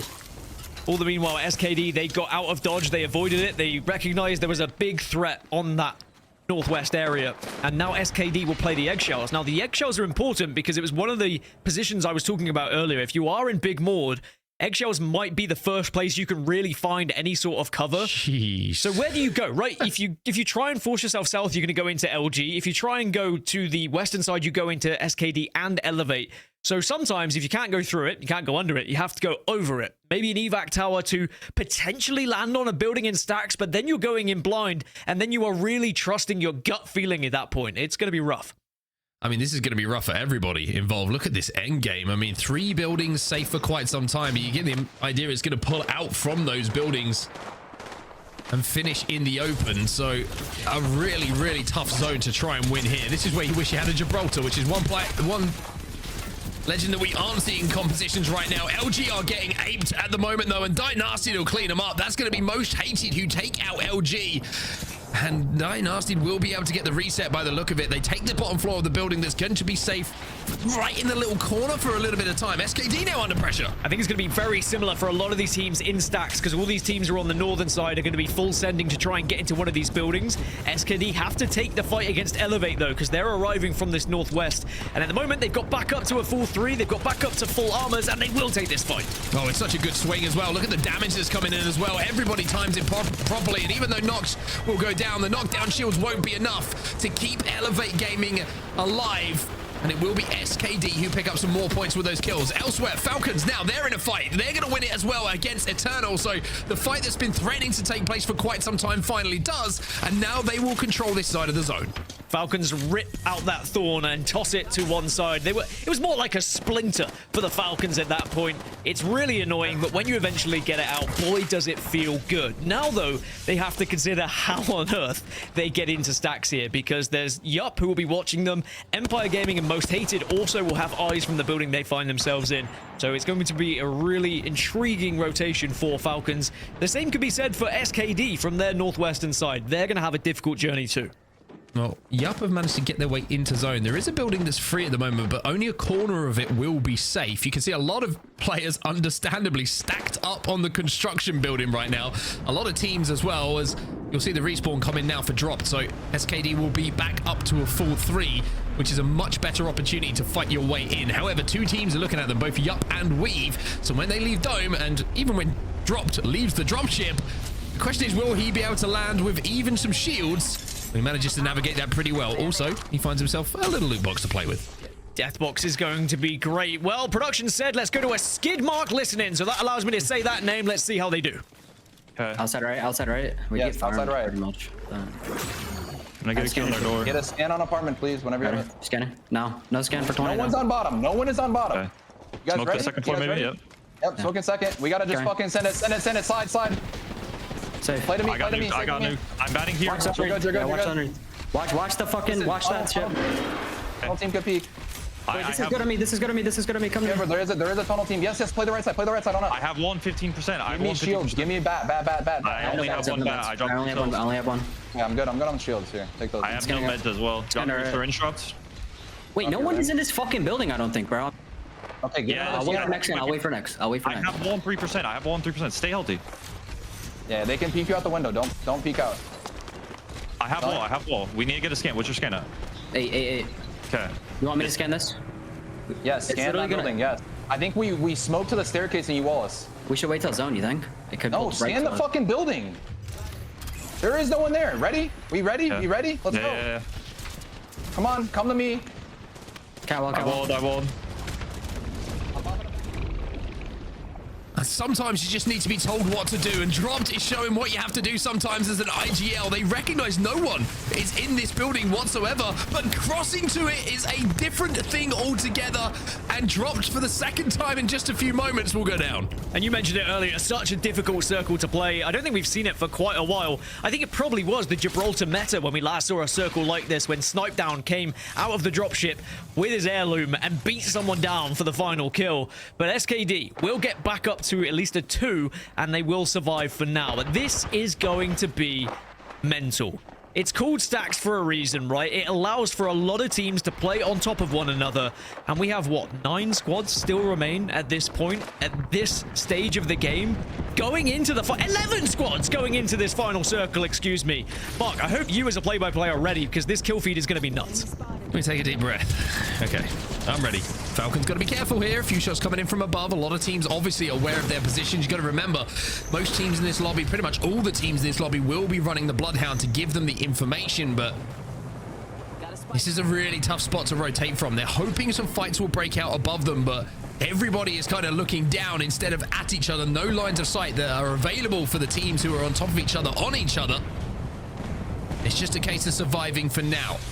Falcons have to wrap their way around the front of this building, but you've got Most Hated who are waiting for them as well on the other side. Yup and Weave still there as well. As Falcons find a little corner to play, and look at this corner, Dan. I like However, this now corner. you're going to see some shots come in. Pioneers will be eliminated in the meantime, and Falcons have to retreat back to the edge of this zone. If you can play on the low ground here, you do have a chance of winning this game. Both Most Hated and Falcons are in a good spot, but now they might have to fight against each other as it is mayhem. It's pandemonium at this point. Everyone's starting to get involved in this fight. Well, Jim Burns, the last alive here. He's going to have to try and clutch for his team. It's good damage. It's hip fire damage. But the team dropping down from the high ground. He's just trying to secure KP for his team. Empire gone. Falcons gone as well. We're down to 7. Blind pick. I'm going for Most Hated. It's difficult to predict, but they are in a good spot right now as we're down to 6 squads, as you mentioned. There are 4 teams on the southern side, all in this building, though. Fluffy Aimers have the height. Board go down. 5 teams now left. We've also gone as well. Fluffy Aimers, like you say, they do have the height, but they will have to drop. And when they drop, they will be stunned. Oxygen Esports eliminated in the meantime. SKD go down, managing to get into that top 4, as now we are left with 3. NRG are going to be one of those teams. Most Hated and the Fluffy Aimers up on top. Surely this is Fluffy Aimers just going to wait for the damage to be done. The Fluffy Aimers, how fluffy will their aim be is the real question as they arrive to the party just the right time. 1, 2, 3, as easy as ABC. Fluffy Aimers get the job done, and they find the victory as they arrive last to the party.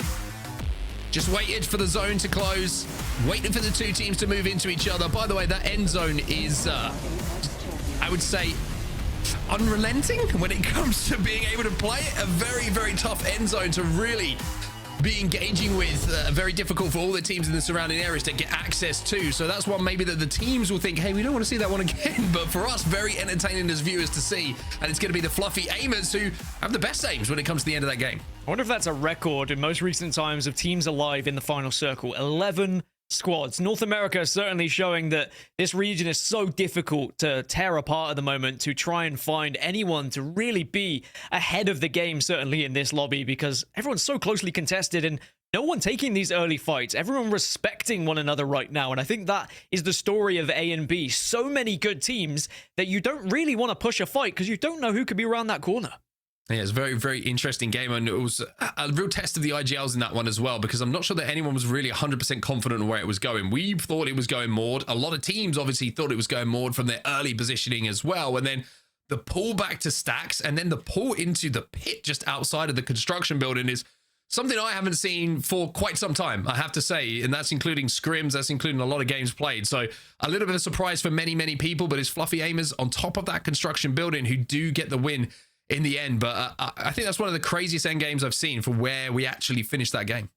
Yeah, and it could have gone a different way. One of the teams on the low ground could have potentially won it had there been a moment of respite. But sadly, there was no real opportunity to reset for any of these teams because of the amount of squads in the final circle. If it was like a similar final circle, but only 3 teams, for example, maybe the team on the high ground suddenly doesn't get the opportunity to drop for free because more people can look up towards it. But because everyone's focus down low was on one another to try and find kills, it just allowed such an easy game at the end for the Fluffy Aimers. Yeah, very, very simple for them to just clean up the final pieces, essentially. Sometimes when we see the team on height, we're waiting for what happens below. You're expecting one team to be able to survive, like you say, and wait for them to drop and be able to get that initial damage. But so much damage was done. It was such an easy job for them to clean up. And with the 10 kills alongside the 12 placement points, it will be 22 points going to the Fluffy Aimers. NRG securing second as well with 8 KP alongside it. So 17 points overall. Most Hated again up there with 9 kills and 7 placement points. It means 16 more points for them. They're having a great day. Team Falcons did pick up 8 kills, which gets them 10 points on the board. Nothing to be sniffed at, especially with the difficult journey they had to make from the east after they were getting kind of annoyed and griefed by a team that was just a little bit ahead of them. As we go to the bottom half of the leaderboard, though, there's a few teams that really did struggle. We did see a couple of early exits this time. Both Complexity and SSG fell. It wasn't the same as match 2 where we had to wait a long time for fights to happen or teams to be eliminated. Not Moist, they did win that team fight against SSG. They got 3 points on the board, but sadly, because they arrived so late, there was already a team to hold them out and get them at the choke point. I mean, that was a very different stacks ending than what we saw out of EMEA, and wildly exciting. And gotta give a shout out here to Fluffy Aimers as well, because last time these two groups saw each other, I think they were in 17th when it was all said and done. So they've really turned their performance around here today, kind of figured out a little bit of a groove for themselves. But that was a really fun way to close out the last match on World's Edge, which means we then have our next 3 matches on Storm Point right around the corner, ready to go. Before we do that, though, it's time to bring in another person for an interview. This time we have the legend himself, Snipe Down, joining us here on the show. Welcome. How are you feeling? I'm feeling good. I'm feeling amped to watch some gameplay and then hop into the action tomorrow myself. So. All right. Well, obviously, us casters were talking about it at the top of show today, so want to get your opinion, a little bit of insight on the recent roster change. Like my current roster change? Yeah. So I was actually just in Chicago this past weekend, and Native was having some issues. McLovin wanted to find another team that was going to fit his style a little more, and then I got hit up by just the Native owners who I'm pretty close with, and they needed to find someone to fill that spot with McLovin because the roster lock was coming up quickly. And honestly, like I didn't know if I was going to play this split. I had a couple options, and it kind of was debating whether or not I wanted to. And Cole's been a heavy zone IGL for a while now, or RKN, if you don't know him as Cole. But I just decided like that'd be a good roster for me to kind of fit into. I've always, played with teams that are more zone heavy. I was with Rogue early on, with Sweet, very zone heavy, TSM, very zone heavy. And then with Phony, we were very zone heavy. So I feel like, even though I hadn't played with this squad as much time as we had leading up to the weekend, it was an easy way for me to slot in. And then it's just kind of putting in the work and figuring out how each other move around the map. And, hopefully we got some good results this weekend and can carry that momentum forward. It sounds great. I'm very excited to see you back playing again. I've been watching you for far too many years now, to be honest with you, when it comes to competitive video games. How's that fire still for you? Because you said like you were waiting for an opportunity. There was some things that were options, but you didn't feel it was right. Is that fire still there for you? Are you excited to get back and play the split? Yeah, honestly, I mean, as candid as possible, our team had a little bit of a implosion, I guess, during scrims yesterday, and it kind of, was a reality check, I think, for all of us to, we're not just here to show up. Every team that is at the top, they put in the work, and they hold each other heavily accountable. They make a mistake, they drill each other. There's friendships are there to be on the outside of the game, but when you're inside the game, like, sometimes that passion has to be there. Sometimes you have to know, like, every one of us needs to be put in our place every now and then, just so that fire's there, and it shows that we all want to win. Just because you make a mistake, it's not, oh, just go next. It's kind of, what did we really do wrong? Let's break it down. Let's, grill each other so that mistake doesn't happen again. If it happens once, that's fine. If it happens twice, like, it's a problem, So I think it's just one of those, we don't have that much time, like I said, but we have to show up every day. And since we are so far behind, we need to put in about 150, 200% of the effort, as a lot of these other teams that have been playing together for a couple weeks now. So I think it was, it was a good experience. I think sometimes you need to have those. We're all very mature on this team, got into a team call, all of us, and really just kind of hashed it out. And we're ready to show up, put in the work, and hopefully, come out strong tomorrow.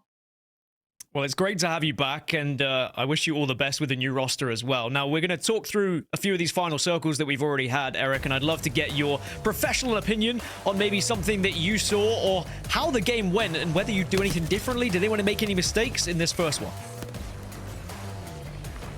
Yeah, I mean, I was watching this actually from the Pioneers' point of view. They were actually down the hill playing Caustic and wrapping up, and I thought that I thought they made a phenomenal wrap around the side right there. I think they may have rushed it a little bit and tried to get too many shots, and that's where we saw a little bit of the damage. And then we had it was kind of like all three teams were kind of fighting each other here, and I think if it was just slowed down a little bit, I think Pioneers could have actually wrapped up, gotten the backs, and won this game. But then we get into a 2v2 situation. You have the Moist roster here versus Most Hated, which I think it's very fun to watch this Moist roster as the big team change that happened, to see them kind of push forward. I think they're gonna have a lot of success. And then, they did the original damage. They kind of see Most Hated trapped on the knockdowns. They swarm, and then you got Timmy and Waltzy, who are two of the most individually talented players in the game. So they've been working together, putting in the time, and came out that first game with a big win. Then here in match 2, the circle shifted a little bit further west than Monument, and it caught a few people off guard. Is it really difficult to try and get out of buildings when you see a circle shift like this? Yeah, I mean, I think this zone, when we saw the pullback originally, it looked like it was going to end more further north towards like the satellite building up top. And I saw TSM and SKD were actually both holding the track side, and I thought that fight was going to happen earlier because that's kind of the game-winning spot, is to hold the top of that hill. But TSM elected to kind of run down the hill. We saw them get picked off. They ended up getting a res, and I thought that they might actually be in a position to win this game when Complexity was kind of wrapping up the hill. It looked like they might fight each other, but SKD played this absolutely phenomenal. You know, they held as much space as they could to force all the teams down into the bottom half of the map, and ended up just cleaning up the kills as they forced the other two to fight each other and just got a couple KP. So that was very well executed out of them. Now, this final circle, I said the last time I think we saw it was when you came out of the dropship with an heirloom. Yeah. How chaotic is a Stacks finish? I mean, we haven't seen as many Stacks finishes. I mean, the closest thing that we have in relation to this are the skyhook zones that we've been getting, where the buildings are super congested. So the whole time I'm watching this team on roof, Fluffy Aimers, I'm just yelling, please someone drop on this light pole. They're gonna have great angles. And as soon as I said that, Presley drops right on top, gets a bunch of KP down low as he's looking down on all these teams. And then you have Energy, who's trapped in the building. So they played this as well as you could. No need to rush anything. Just kind of look down on the fights and, you know, send maybe one person in max, two people eventually, and then clean up all the KP around the outside. Definitely well played on behalf of Fluffy Aimers as we get a chance to take a look at the series results right now, with Most Hated at the top by just 3 points above Fluffy Aimers. Complexity after that is still a very, very close top 7 right now. But same time, I want to get your thoughts in general on just how NA has been as a region competitively here in Split 2 so far, especially taking into consideration the POI draft changes. Yeah, I actually been talking about this a lot. I think the POI draft changes it's been a great change overall for competitive Apex, like especially in North America, where we have a very high ceiling of, you know, all around teams. I mean, there's a ton of teams in this region that are qualified to do well. And now that, you know, we don't have the contests and certain teams getting the best POIs all the time, I think the results have been a lot more well-rounded. And you have teams that, you know, CCE's been killing it. You have Most Hated, you got Fluffy Aimers. These are teams that, you know, in these past splits, you haven't really seen doing as well, and we're seeing consistency in a lot of these zone teams that are able to take those POIs, draft middle zone picks, and overall, I mean, it's just fun. You're getting more exposure to a lot of new players, and it really does make these 6-game series come down to the wire. You could have a team that's in 4th place take 1st place. You could have a 4th place team then drop to 8th, 9th place. So every single game counts, every point counts. And I think it's interesting to see the different team comps and results of the drafting system itself. And I think that alone is huge for, analysts or whoever to decipher on where to pick on the maps. Yeah, absolutely. It's been keeping things interesting, to say the least. Well, it's almost time for us to get into our next match here, Eric. But thank you so much for jumping on and chatting with us. I can't wait to watch you play tomorrow with the new squad. Can't wait to play. Thank you for having me. All right. It's always nice to be able to chat with some of our players. I think he did a fantastic job kind of breaking that down, and he said it really well, Mark, pointing out just how much more exposure we're getting to different teams now that we have this draft system implemented. I think if you look at the scores today, it kind of tells the story, right? Yeah. Look at EMEA, how close it was right until that last game. We were seeing teams switch from 7th to 1st, from 2nd down to 8th, like Eric was mentioning there. And I think Snowdown really summed it up well. It is a great leveler when it comes to the Apex Legends Global Series for some of these teams who have had to play from some pretty crappy POIs for some splits. So an opportunity to play from some of the best ones gives them a chance to re-announce themselves and say, hey, if we're playing from good POIs, we can get it done just as good as the big teams. And I think one thing I always love is a lack of contest means we get 20 teams going into that first circle, and that's always a good thing for me. Well, we'll have to see what some of our teams are able to do with their new POIs heading into Storm Point. Dan, that means it's time for us to say goodbye to you for now, while Mark and I start every time. You hit that trap door button again, Lauren. I gotta really lay off of that. He's gonna get injured eventually. But let's start talking about Storm Point. Okay, maps are swapping, POIs are changing, and this could also mean we're getting different results yet again for the next 3 matches to close out our NA region. Obviously, we've had 3 different winners here so far, similar to what we saw in EMEA. Lots of variety for our squads coming through, and now we're changing things on over to Storm Point. Will we get some new teams coming through on this side of things? We've got a couple different names in some of the more desirable POIs. We've got Yup at the Mill, LG at Echo HQ, Empire Gaming at Lightning Rod, so maybe some opportunities for them now. Yeah, you're looking at some of the Empire Gaming, by the way, they had a second pick here and they went with Lightning Rod, so something to point out here is some of our bigger teams who chose some of the lesser POIs on World's Edge now get some better picks here on Storm Point. You're looking at Yup, like you mentioned, the Mill. You've got LG taking Echo, TSM at Zoo Station, Falcons taking Launchpad, and SSG at Pylon. So that's kind of the order of picks as far as Storm Point goes. And you can see that some of our biggest teams now moving over to Storm Point have a better opportunity for points based upon some stronger POIs. So the likes of SSG, the likes of Falcons, who haven't had a great World's Edge, well, this is their opportunity to put that right now on Storm Point. And now, of course, we are starting things off with fluffy aimers to get into it right off of the bat. I think this could be a little bit of an opportunity for them to have some momentum. Like I was saying, last time we saw them in this group matchup, it was a lot more difficult for them.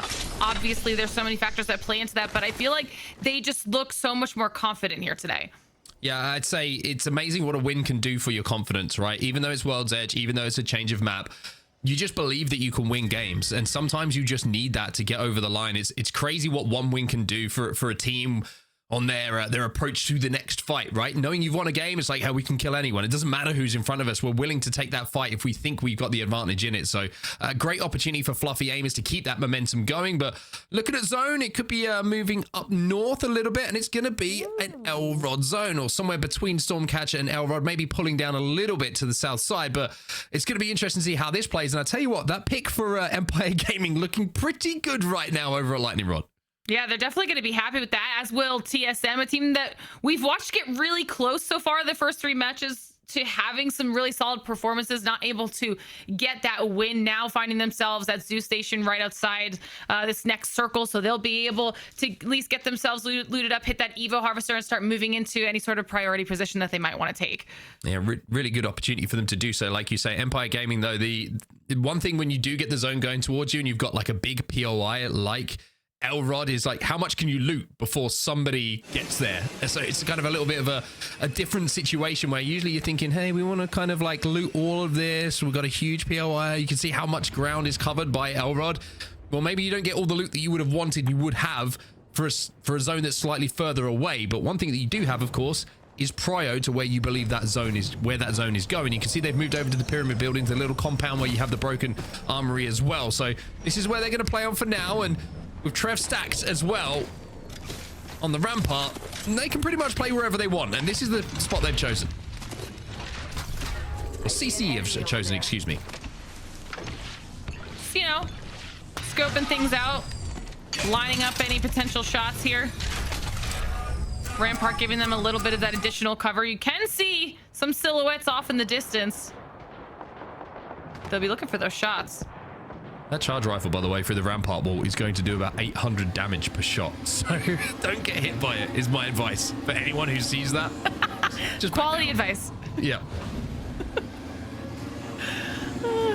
LG on a little bit of a drive-by rotation here. Starting to move through Pylon. Seeing if there's anybody along the way that they're going to potentially rotate into. Trying to go for that console and see if they can get a little bit of information here. And then plan their next rotation through from there. I mean, LG dropping over at Echo HQ. They were 3rd pick on Storm Point this time. So this is a rough zone for them, having got such a strong POI early on. Always good to scan that height, by the way, because there's sometimes teams just ratting up there.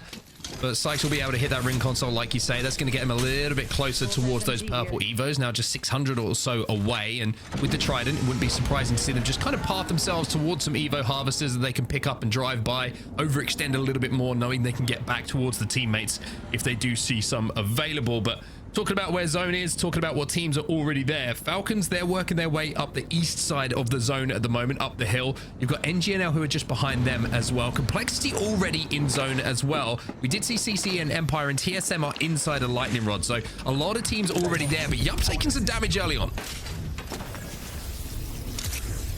Finding themselves in a sticky situation here with Not Moist, and definitely a team you don't want to have any sort of an early game engagement. However, they do have a bit of a shield advantage, but Not Moist is getting aggressive, flying right on top of them and seeing if they can maybe take it to him. Yeah, Elevate Gaming gone in the meantime. So our first team out of the lobby in record time for today in North America. It's been quite some time usually until one team has been eliminated. But one thing to note, of course, we do have a change of maps now. So Storm Point always lends itself to a little bit more early fighting than we do see sometimes on World's Edge. But you can also see a little bit of a Trident 360 taking place here, as it looks like Yup will be able to get into position to escape, get that res off, and maybe think about a different rotate. Elsewhere, you see Oxygen having a hold off here as they went for that survey beacon, and someone got peeled off of it. All right, a little bit of a scuffle here with Board.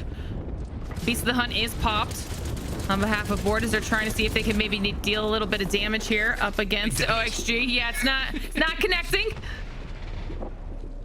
It can happen. We've all been there, right? You think that player's in the corner, you get the scan, maybe he's the other side of the wall, maybe he's a little bit more tucked in than you thought originally. So OXG do manage to get the res and get back up, and you can see Vayne's popped his Beast of the Hunt as well. So it's a kind of bloodhound off at the moment. Who's just going to last longer and who's going to have the scan first?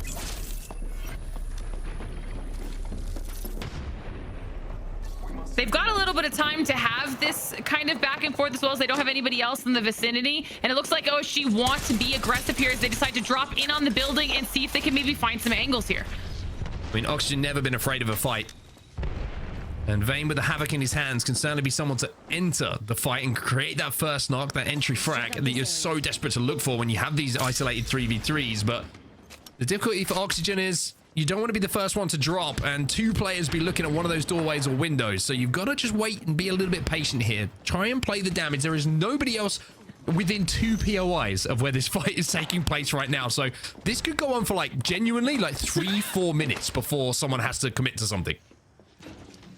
It's possible that Board are going to decide they just want to dip out and not really kind of deal with wasting any of their resources for this back and forth. We'll open up the opportunity for OXG to hit that beacon, grab this harvester, get themselves onto purple, which is massive. And it ends up being a very peaceful engagement. Yep, they sat around the table there. The peace treaty was signed, and both teams decide to play it out as a 3. It's like Board gave them the beacon after initially getting that knock and said, "Okay, we'll take it afterwards. Okay, we can play that game."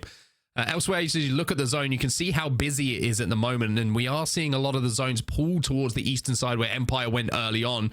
Falcons obviously there as well. SSG right behind them though. And a lot of teams moving up on the eastern side of this zone means that choke and that elevation is going to be so difficult to navigate with so many teams already there. So the likes of NGNL and SSG are going to have a really tough time moving uphill, especially when you've got a team like Falcons looking down on you who don't miss too many shots historically. So it's going to be a really tough rotate for both these teams. Yeah, it's those chokes are gonna start to get a little bit messy. Meanwhile, 2 of our teams that landed very far south, you can see NRG and Not Moist making their way through with quite a bit of space between themselves and any of those other teams. They might be able to capitalize on that on the southern side if the Team Falcons and SSGs of the world end up starting to do damage to anyone that's making a slow push through on those chokes. Oxygen heading that direction as well towards NGNL. So we'll have to see how all of that plays out. But we're starting to get some shots fired here. No full engagement though. Everybody playing this one a little bit slower this time around. Yeah, I think everyone's just trying to, if you're in zone right now. You're very happy with where you found yourself. Everyone who's trying to approach zone at the moment is trying to kind of tiptoe their way up because they know there's 19 squads alive, right? So every corner has to be checked. Every little rock has to be scanned if you're a bloodhound, and you need to make sure that every step that you take, you're not going to get caught off guard. Who's someone who's on that extreme elevation. I would say like this is one of the most like extreme elevation end zones that we have on Storm Point in all of the ALGS. Elrod is a tough customer to try and navigate if you're moving from the south, and that's why you've seen the likes of OXG, SSG just playing with a lot of trepidation at the moment, and Board are going to be another team now who has to move up and through these rocks towards Elrod themselves. So a really difficult rotate. One team I'd be interested in keeping an eye on is LG, who are over at Zoo Station at the moment. They're taking their time to maybe hold out some of these teams. They want to clear their back on the west side of this zone, and if they can do that, then they can approach from the north and play a little bit later on towards the northern side. So interesting decision for LG. Fluffy Aimers, the winners of our previous game though. They're in Spider Cave right now, but they take a little bit of damage. they might potentially be one of those teams that could find themselves in the crosshairs of LG, but right now they've run into SKD and Most Hated. So let's jump into a listen with Fluffy Aimers to see how they want to handle the situation. What the fuck there in that corner? For us, low key, bro. Do we go fight this? I didn't even hold them out. I didn't even hold them out. Oh, we don't have much space though. We don't have much space. We just take the car and leave. Like we can go back to Storm. I'm trying to like get space with the car. Yeah, I'm bang ulting that. Yeah. Yeah. I'm smoking up a bit. They're stuck in that corner, man. Like I'm bang ulting forward. They're gonna move. Get ready to fight. Get ready to fight. Can you wall them right? Can you wall them off maybe? Oh fuck. I'm putting us cover. Yeah. I'm watching our Scanning three. Scanning three. About to go right. Scanning. They're still there. One's up, one white. I got charge sent again. I gotta heal. I'm watching the cross. Be careful, be careful. I can't hold that. I'm gonna ult it then. Yeah, we're still in. I'm healing. Careful. Yeah. It's bad. Wait. One nades. Play the wall. I think we just go back through to command. Take the car. Ready. I'm getting in. Go. Get in. Dude, they fucking bugged, man. We go to command, and we have evacs. Yeah.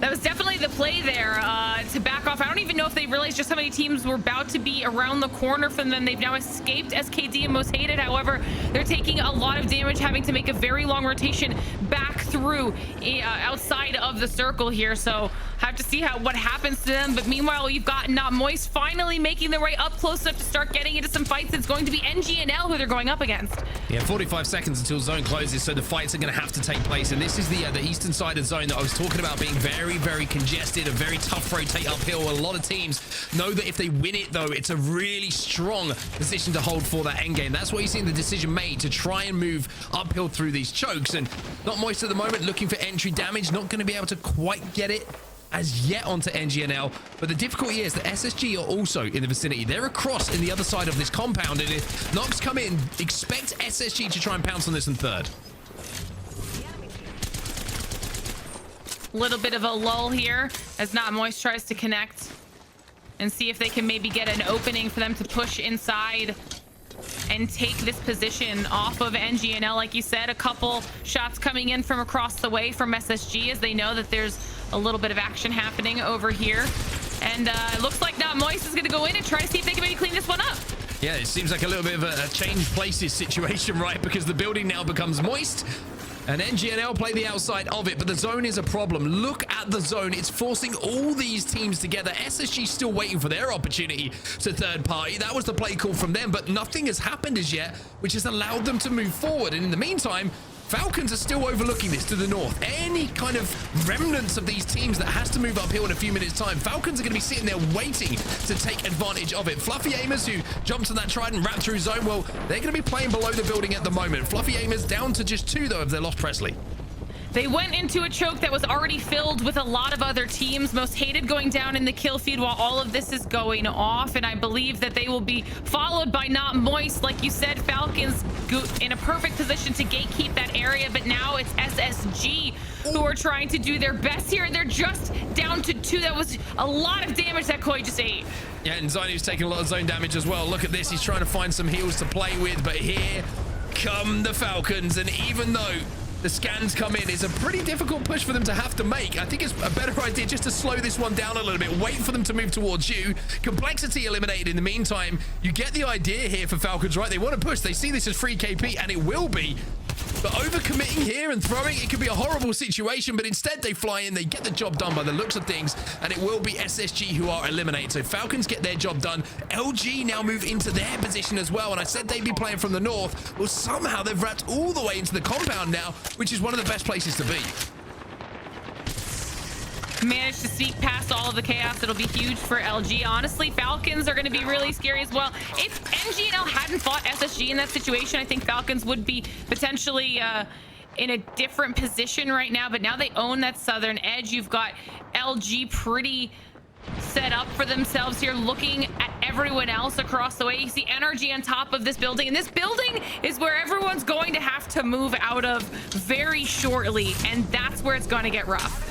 Well, one thing to note is I was joking about Trev stacks and his sniper rifles a little bit earlier on. Well, he's got the biggest one in the game at the moment. He's found himself a Kraber, so CCE in a very good spot. Fluffy Aimer's final pieces will be taken care of as they will be eliminated, and we find ourselves now down to 12. A note as well on LG, the fight that they took against Empire, who had, of course, the Elrod drop. They won that fight, and that's why they're in the position they find themselves right now. But Oxygen, this is what I mean about the tough rotate from south to north. If you're landing down low, down on the southern side of Storm Point, Elrod is almost inaccessible at times if teams stack up, and they're finding that out right now for themselves. They're trying to outrun the damage from the other teams, also trying to outrun any sort of damage from this zone, and Aiden is not going to survive. This will go down. It's all on Vayne, who's also knowing he's not going to make it out. It's better to just lie and let it happen here as OXG do go out.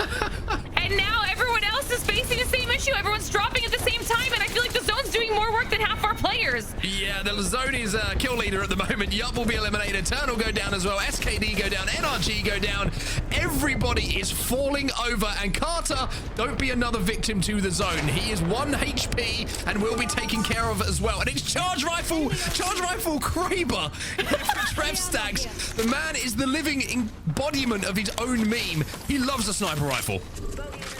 I mean, if they're just gonna hold this and annoy people from a distance, you might as well commit to the cause entirely.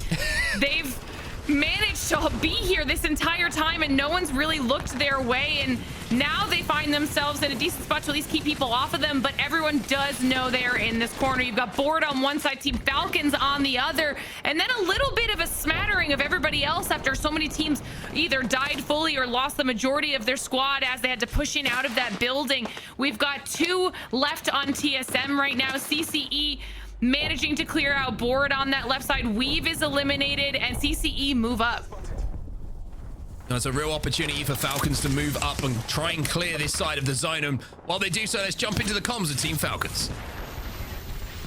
Shoot him up. On my left. I'm one helping. Ramp up. Cracked. Why were you open? Cracked over. Put about. You have a creeper right by the creeper. I made it. The ramp up. You can smoke for me? Can you smoke for me? Cowl right side. No, don't smoke. I did. Smoke in one. I was smoking forward you, Hal. I smoke in the wall. I smoked the ramp wall. I broke it as well. I flexed him. Get involved. Go. Dead. I kill one. Standing. On me. 1 HP. Lobo's left. Almost up. I need the Kraber. Dead. Almost up.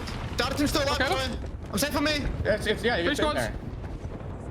Where are we I safe? don't Solo's. Wait, yeah, I think on the right. Move forward. On the right. Solo's on the right. Okay. We gotta kill him. I'm going right. I'm smoking. While that's all happening, they're doing loads of damage to CCE, able to take them out. TSM now down to a solo. LG just had their lawn chairs out, able to watch all of this go down, and LG just gets to have everyone push towards them and start doing damage as everyone's forced to get closer.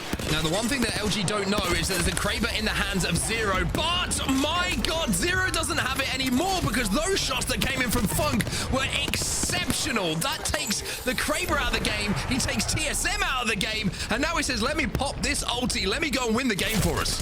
There's no reason for that to make the final push here after knowing they have a massive advantage, and after LG secure the best position they could have possibly gotten, they also secure the win. That was massive for LG. A huge spot on behalf of you as well, Mark, noting that they were able to even make that rotation after fighting Empire to get to that spot.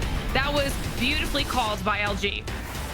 An amazing game by LG, and Funk, I mean, he's going to be the standout player for me in those final moments, right? When you see Falcons and you know they have a Kraber like we did, you're expecting Zero to be able to line up a shot. And I was about to say, Funk's got to be careful here, playing up on this high ground, because he doesn't know, but we know that there's a Kraber in play in the hands of Zero. His response to that is, I'm not even going to let him fire a bullet. I'm going to hit almost perfect shots with my gun and make sure he's taken down as quickly as possible. And then it's cleanup crew. LG, like you say, they win the important fight for the God spot, but then it's just about execution, and Zero got executed by the shots that came in from Funk. I mean, LG was just so ready. They didn't even need the shield advantage, but they had it over a lot of the people that they were shooting at. They had the height, they had sight lines, they had everything they could have possibly needed to make that final fight go their way. And it also definitely helped that along the way, whether it was the zone doing the majority of the work for people or whether it was Falcons on that southeast side clearing out like 3 or 4 squads, a lot of the heavy lifting was already done.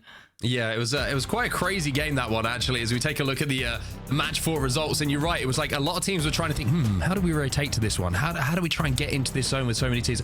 The zone is causing us even more problems. We are now dead. LG, though, they will be on top of the pile. 7 kills alongside their 12 placement points. 19 overall. Falcons, big kills for them. And CCE also some big kills for them as well. Gives them 17 points. TSM as a duo, by the way, managing to make it into the top 3. They made a really smart rotate early into Elrod and managed to play that one out to get into the top 3. A couple of kills alongside it as well. Should I say 3 kills alongside it. A very good game too for TSM. It's like that dual sniper paid off for CCE. They're at least getting some massive points on the board. And then, you know, we talk about some of the teams that went out early. SSG, Empire kind of finding themselves caught in rough spots when it came to having to start making those rotations through some chokes. They ran across the wrong teams at the time. Team Falcons being the one that took out SSG and LG against Empire Gaming. So not exactly easy fights to have to take early on. And I think in general, that zone was just tough for some of these teams. It was indeed. Here's a comparison of some of the stats between our first and second place teams. And you can see pretty even across the board. The assists looking pretty good and the damage. No surprise to see Falcons on top there with the way that they held out a lot of those teams who were trying to rotate uphill from the east. But a fascinating game for a number of reasons. One, the zone doing so much damage, but that is after so many years now of casting the Apex Legends Global Series and being lucky enough to do it. That's the first time I've seen one player running Charge Rifle Kraber, and I am here for it. It honestly, it worked for them. So we can't even say anything about it as we get to see our series results now and where everyone has ended up. And it's just getting even closer. Tied at the top for 36 points is LG and Most Hated. Then tied in second, Fluffy Aimers and SKD at 34. Then 2 points behind that, NRG 1 point behind that Team Falcons. 2, then 1, then 2, then 1. What is happening? POI draft is happening, everybody. That's what's happening, and that's why it's so close. Also, we're seeing some damn good Apex Legends coming in from some of these teams, and I think, I gotta be honest, the standout for today for me so far has been Most Hated, right? What a performance it's been from them. Just every single game, they seem to be there or thereabouts, and if they can keep that up in the last 2 games, which is a long way to go, remember, still a lot of points on the board, then they're gonna be in a great spot. Yeah, I think things are only going to continue to get even more exciting in our last 2 matches of the day. Before we get into match number 5, though, it's time for a short break. So don't go anywhere. We'll be right back. Battle.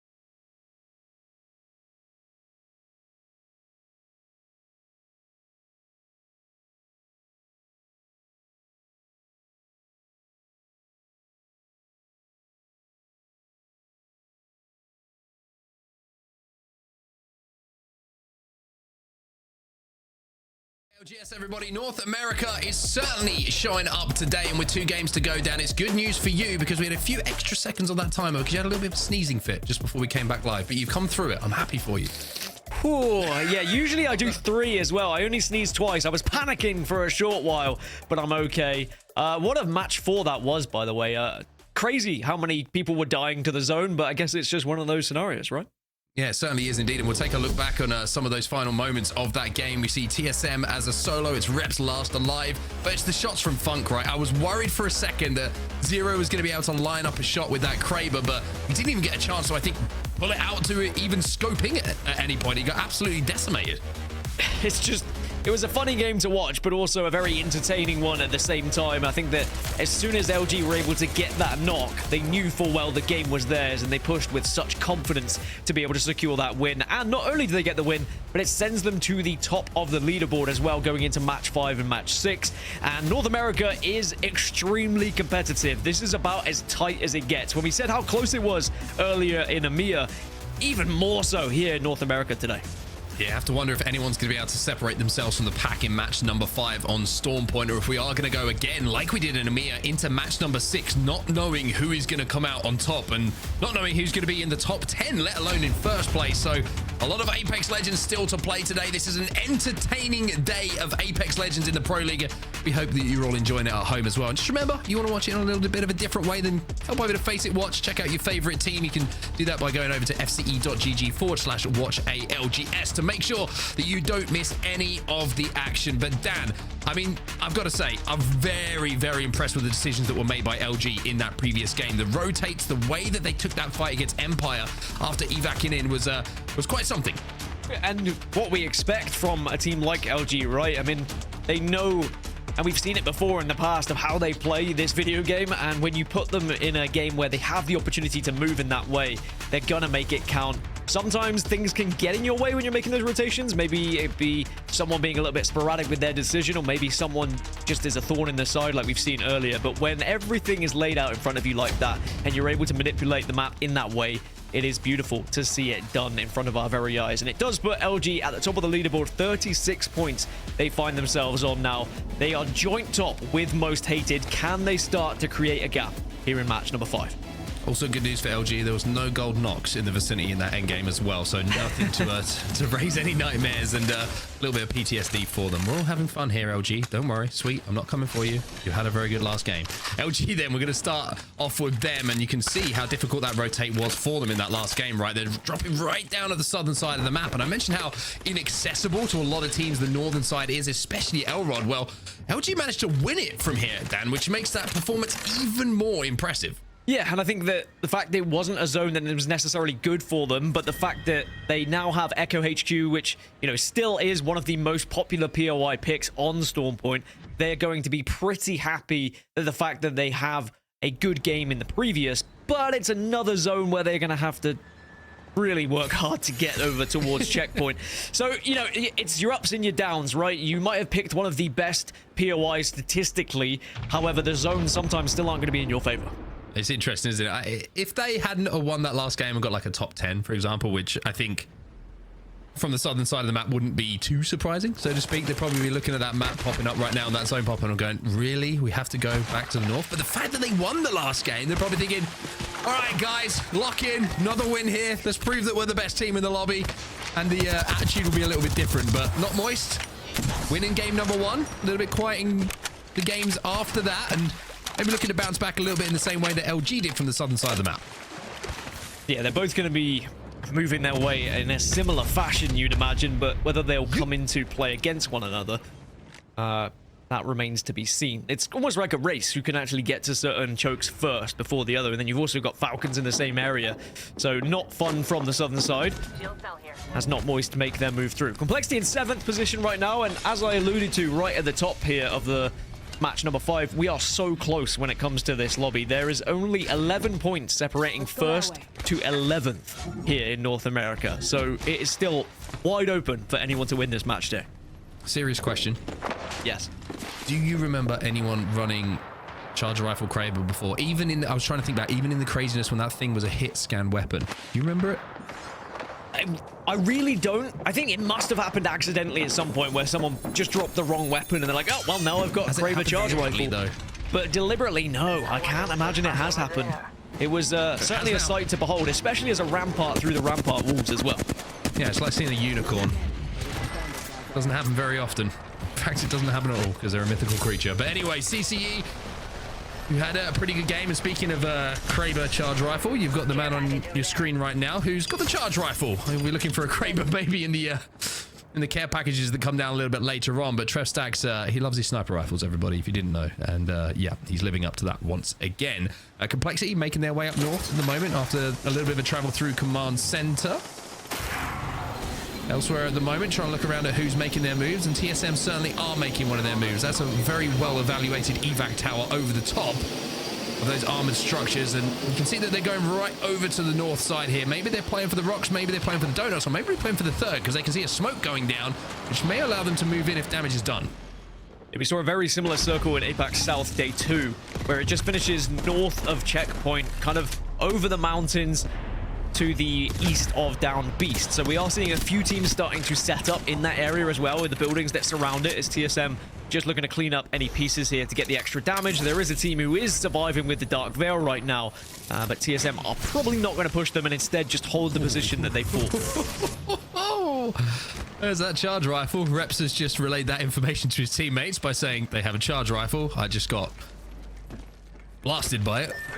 And that's going to be Trev Stacks again. Probably that will be the secondary call out because there's not many players in the lobby who will be running it. Maybe Monsoon. We did see him on World's Edge running it a little bit as well. So that's where the circle is going to be going. Like you say, Dan, it's going to be going north of Checkpoint. So again, when it comes to accessibility to some of these zones, these extreme northern zones become very, very difficult. We saw it in EMEA earlier, right?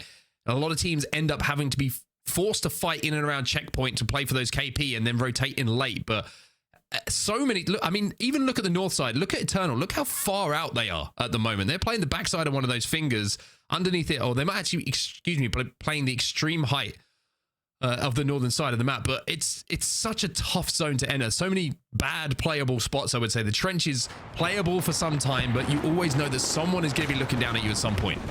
Yeah, if you're one of the late movers here, you have to presume that every angle is going to be taken. So you have to think a bit creatively about where you want to approach or get aggressive with the other teams that are in the edge, just as SSG are doing right now. Not been the best of days for SSG, but I thought that maybe Storm Point we'd start to see a bit more, but because they were mid-table when it came to the POI draft, they do get two pretty average POIs to work with, so not the easiest of days.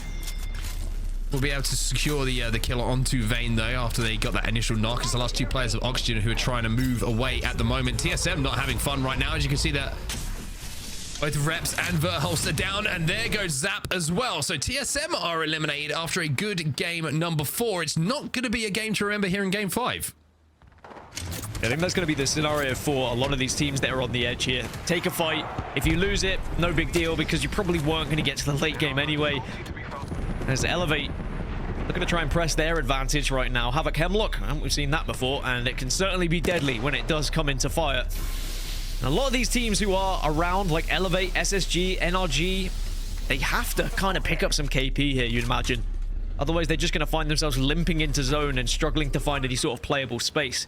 A team that I am interested in their journey is Not Moist, because they're currently making the biggest wrap on the eastern side. And I don't mean an edible wrap, I mean an actual physical wrap around the map, to see if they can maybe go up north, potentially, and take the route through the wall, which certainly will be an interesting one. Eternal at the moment, they are in one of the better positions. They are inside of the POI. They are chilling right now. They also have the Catalyst to reinforce some doors to keep control, but there is a little bit of company. SKD having a little look at this as well.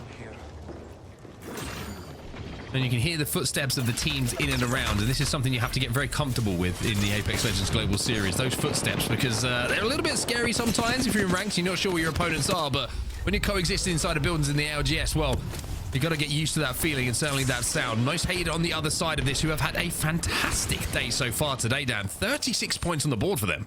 Yeah, right from the very start, really. We've been impressed with what Most Hated have been able to do, and most importantly, they have kept their pace with the other big teams in this lobby. And they'll want to do more of the same. Going into match 6, if they believe they still have a chance to win this entire thing, it would be an incredible day for them. But at the moment, it's just about holding this position on the far northwest. But they've got Eternal right next to them. Complexity not so far away as well. And the further we get into this zone, the more congested it's going to be. Noct has just been knocked. Lou has done the damage. And SKD just trying to stick back here and hoping they can get back up to a full 3. They should be able to get him back up. You can see they're throwing the bang ult out, but the problem is if that little audio cue goes off, and by the way, Lou is hunting for this. Look at Lou. Lou is going in right now. Lou wants to kill them all himself. Oh no, it's a little bit of an overextension, but are the rest of Complexity able to clean up this damage? Scans coming in from above. You can see Monsoon is trying to keep his head on the swivel. They want these KP. They want to finish this fight, and Mon is flying in to try and do so. Well, there's a reason why Lou is the kill leader at the moment, or he was coming into today's games. He leads the charge, but it's Monsoon who's going to be the one following up. And alongside Kimchi, they should get the damage. They will, and SKD get eliminated. But is anyone else going to drop on this? Or do Complexity get a full reset, and they will be rewarded for their aggression? It looked dicey, but maybe they get back up to a full 3 here. But Falcons, they've heard what's happening. There are so many teams fighting for this Northwest position. Well, Zero gets hit by that charge rifle as well, so he's going to be the second player in the lobby to go, someone's got a charge rifle. And he's going to have to pop that Phoenix kit for now. Now, this is a very sketchy situation for Falcons to have to play. This is not somewhere they want to play for the long game here. They're either going to look for some KP, look to push the teams inside of this building and take one of these floors, or they're going to have to wrap away from this position, because for the long game, this is so difficult to hold. Now, they do have the Catalyst, I believe, in their composition, which will give them a little bit of temporary cover if they need it, but it's only going to be temporary. I'd expect Falcons to try and come up with a plan pretty quickly. There's a few people who have to come up with a quick plan, because you're not going to get much time to think when this zone shifts and when you realize where you have to go, because it is going to continue to move north of checkpoint, but those who are in the far northwest are actually going to have to move a little bit further east over towards the trenches. Now, a few teams did commit to trenches and will be rewarded, one of those being SSG. LG, though, at the moment, they're on this western side. They've got Elevate ahead of them. Board are on the northern side as well. It isn't going to be an easy push-in for them, but let's see how they navigate it with a listen-in with LG. Careful, I need a smoke. I need a smoke. No smoke, no smoke. I think I'm good. I'm gonna make it. Get swing, make it. Yeah, I'm dropping on the switch right here. We see a push them back. We don't want to hard hit them. They're gonna get shot on the back side. Third as well. Ming 30. Just hold them on that corner. They'll get shot inside. They're back here. Crack bang 68. He might die. I'm crossing for the make it. He's getting slammed by He's getting slammed. Yeah, they hit the make it. Yeah, I have ulti kills. Hit the make in chill. Hit the make in chill. Pop your ulti kills. I almost shot that. My bad. They're all in a rock in front of me. Cracked 100. Come in. Like right up here. I think they're sliding down, bro. Popping also. Yeah, they're fucked, bro. Yeah, that's good. Early, bro. Yeah, they're gonna walk in to play this. Do you have an ulti cell or no? I do. Right. All right, I'm 14-2. I'm 3-3. Ooh. Any Phoenixes? No, 3-3. Okay, now listen to me. We need to evac, land here on this rock safely, and wall down to play this corner for a second, okay? Yeah. And then we ideally Where can we move evac to from? this corner. We're just gonna evac from literally right here. I don't think We can drop her here. We can drop her here. Yeah. Wait, no, we need to be careful of these kids again. Yeah. They might have walked up again. Hey, we need to leave. We're gonna get inted on by someone who doesn't know what the fuck they're doing. I'll drop. The plan, we're landing on the rock spot safely on the side of the big rock, and you're walling off our right. This will be our threat on the crossover. You want to pop pound ult? No, I do not think we need it. I have it. Looking here. I have hound ult. I'm gonna save it though. Make sure you're swerving in the fucking air, guys. Joystick left, joystick right. Yep. And mind this. Make sure you're swerving left. Far left. Go far left. We're not making that. They're not here anymore. Land on. No, they're there. Back up. Land back here. Pop. Popping on. I'm on. Nice, get in 1 second. They left. They walk back. Let me get behind them. Play slow. We want to walk in from here. Play slow. We want to walk in from here. I'm watching her back. Look at her back. We can walk into this. They're gonna be fucking in shambles on this rock. One died. Nice. Try to fold that. I need to watch her back. I'm watching her back with you. I got the full. I'm showing. Okay, nice. Evacs and checkpoint. Can we get our high ceiling land on it? Yeah. We'll get on the high section. But we need to get ready to wall. They're fighting here. Huge fight. Walk up with me. Fuck her back. We're crossing in the open. Fuck her back. They're all three. 16 flash. We need to take all this. Take the big rock. Kill everyone here. The Rampart team's gonna be playing the corner. You guys are healing. Be mindful of our bottom right. Bottom right in front of us. Scanning. Yeah, they slid down. Look, Just show me. Save on me. Left on me. Gazebo left side. They're all on the pills. I'm nading them. You guys chill? You guys are I got a swap down. I have a swap down. They're blues in gazebo. Stuck right here. Yeah, there's a team below us in the corner. We need to kill these guys. They're double blue. No nades. I'm gonna get above them. Bro, I'm Get above them. duo in the thing here, by the way. Can I scan? Wait, I'm scanning. I'm scanning. Can we? I want these fucking kills. I'm getting above them. I'm getting above them. Kill them. So much damage. Got that. Lane one. We're getting shot on the side. One. I'm showing. Push slow. They might watch your right wrap. Watch your right wrap. Yeah, I am. Bang one right here. Bang one right here. Naked in between. I'm making it. Watch your right wrap. Watch our right wrap. 1 HP. Well, LG are very much in the zone. I absolutely love what I'm hearing from them at the moment. The passion, the intensity, and the calls from Sweet is the perfect formula for success for LG. Even teaching them how to swerve in the air with your thumbstick is now elevated. They're getting involved with their thumbs as Not Moist get eliminated. 14 squads now remain, but it does mean Elevate will be on this eastern side pretty much alone, except for SSG above them. They might be able to get somewhat of an isolated fight. NRG a little bit further than that. Now, all the commotion that was happening on the west, LG have been able to lock down a relatively comfortable position for now, but the circle continues to shift towards the north and to that building where we saw all the teams trying to take right at the start of this game. Elsewhere, checkpoint. This is the remnants of the rotate for the teams who unfortunately just couldn't get into the zone earlier. Elsewhere in the kill feed, by the way, Sweet is doing more work for LG. CCE have been eliminated in the meantime, but Pioneer's down to 2 as we go back over to LG. Fluffy Aimer's out. Funk down to 1 HP, but should be able to survive for now, and KP starting to stack up here for LG. Yeah, LG are going to run into Board, I think, and they don't actually know where Board are just yet, and it might even be a solo. Oh no, it is a full team, and they are very much waiting to pounce. I think it might just be... Is it just a 2? It is just a 2, I think, yeah. You just do it. Sometimes things stacks up and looks like 2, could be 3, and then we find out it's definitely 2. And if they get that information and they do scan that way, then trust me, LG will be thinking about aping that and picking up some more KP for themselves, especially with the momentum that they do have on their side. And now you're going to see Sweet make the call. They want to try and rotate towards this zone to clear a little bit more damage. And there's the surprise element, but it's not so surprising if your name's Funk. Great damage coming in from him. I think they had seen that they were there. You saw the ping happen before the scan, so LG were able to sniff them out, and now Board will just retreat and try and run to stay alive. But LG secure this position on the west, and they can hold here for quite some time. But it is still all about that building where Falcons, Eternal, Complexity, and Most Hated currently hold. But LG certainly picking up a good amount of kills here to keep themselves at the top of the leaderboard. Fluffy Aimers were eliminated earlier, so LG are creating a bit of a gap now between them and second place. Interesting to see that Falcons are in the same position that we left a few moments ago as well. They did try and move out a couple of times, but the fights have just not been there for them to third party and take advantage of. So they've had to retreat now and play the front side of this building. So inside of the top 10, everybody with some placement points for now. And SSG, what a chance this is as LG continue this run of destruction. We heard it in the listening. Sweet just saying, kill everyone. Let's kill everyone from here. They realize that the position they find themselves in might not win them the game, but certainly can pick up a lot of KP, because now this is going to come to the most difficult part of the game for them, right? They have to try and force their way into a zone and into a circle where there is too many teams that currently reside there. So they either have to sneak in, go unnoticed, and then maybe do some damage, or really force their way into said building. But even that's going to be tougher than it sounds. On the other side, Elevate have got to move. SSG and Empire, all of those 3 teams have to arrive from the eastern side, but it's all about this building. Falcons are playing down low, but everyone else is holding that build. Elevator on the southern side of this zone. LG trying to move forward, and no surprise to see that Sweet has managed to get himself up to red Evo, and a lot of that has come through pure damage.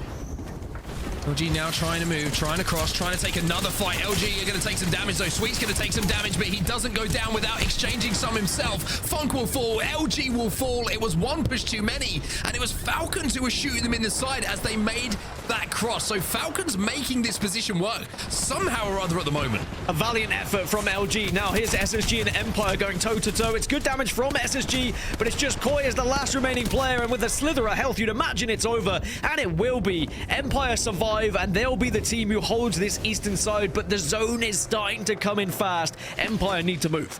Well, NRG might still have one alive. It looks like actually he is going to be fun. just as a solo. So Energy surviving for now, but just a box to play with. And Empire, now they have to inter-team because the zone is behind them. And there is the mortar flare. There is the mother load coming in. And all of a sudden, that is going to cause a few teams problems, but no more than Empire themselves, as they will be eliminated. We have 6 squads now remaining as E8 still survive. NRG's solo player right dead slam bang center in the middle of this zone, by the way. I've seen crazier things happen, so I wouldn't say it's out of the realms of possibility. As everyone else on this building, they're kind of stacked up. So just what Snipe Down was talking about, it's rare you get to see final circles where you have this many areas for elevation and teams to put themselves on top of one another, but this is certainly one of them where it can happen. Most Hated have the high ground here, and we have seen in some of the previous games today, high ground has worked out for you if there's a little lip that you can play with whilst the other teams contest each other down low. And Most Hated are up into 2nd place overall at the moment with this performance. Inside of the top 6, only got 1 KP at this point, but the way they've held this North Pad building has been exceptional so far. Now, can they convert this into even more points? That's the question. They still have Falcons to deal with underneath them. They have NRG, the solo, Elevate, Eternal, and Complexity still all alive. But surely they've just got to bide their time as other teams have to leave. If they can just take even a second of zone damage as the teams leave below them, they might be able to drop behind and secure some more KP. I wonder if this opens things up for Elevate here, because they're the only team who are on the east, and they can kind of watch all of this unfold. If they can slowly move their way in and go a little bit unnoticed. Funnily enough, one of the biggest threats to Elevate right now is the solo from NRG, but zone's starting to close in, so all these teams on the west, they're moving at the same time. As you mentioned, Most Hated, they can maybe drop last because they have that lip to work with on this building. A couple of Skynades coming in, E8. All red Evos, Devotion as well, which can make such an impact in these fights. NRG will be eliminated. The solo is taken care of. Zach Major is just spraying through the wall and hoping to connect with anything. However, the only thing he's connected with at the moment is Bangalore ults from other teams. Luxford, though, he's got to be careful. Most Hated make their play as they drop off of the high ground into the zone, but they're taking a huge amount of damage. Laser is last alive. He will fall as well. Most Hated will go down as Elevated also down to just 2. Complexity fall, and now it's just 3 squads remaining. Oh my god, Elevate lose 1, but Falcons are still healthy, so are Eternal, and maybe this turns things around for the teams on the south. Most importantly, Falcons here.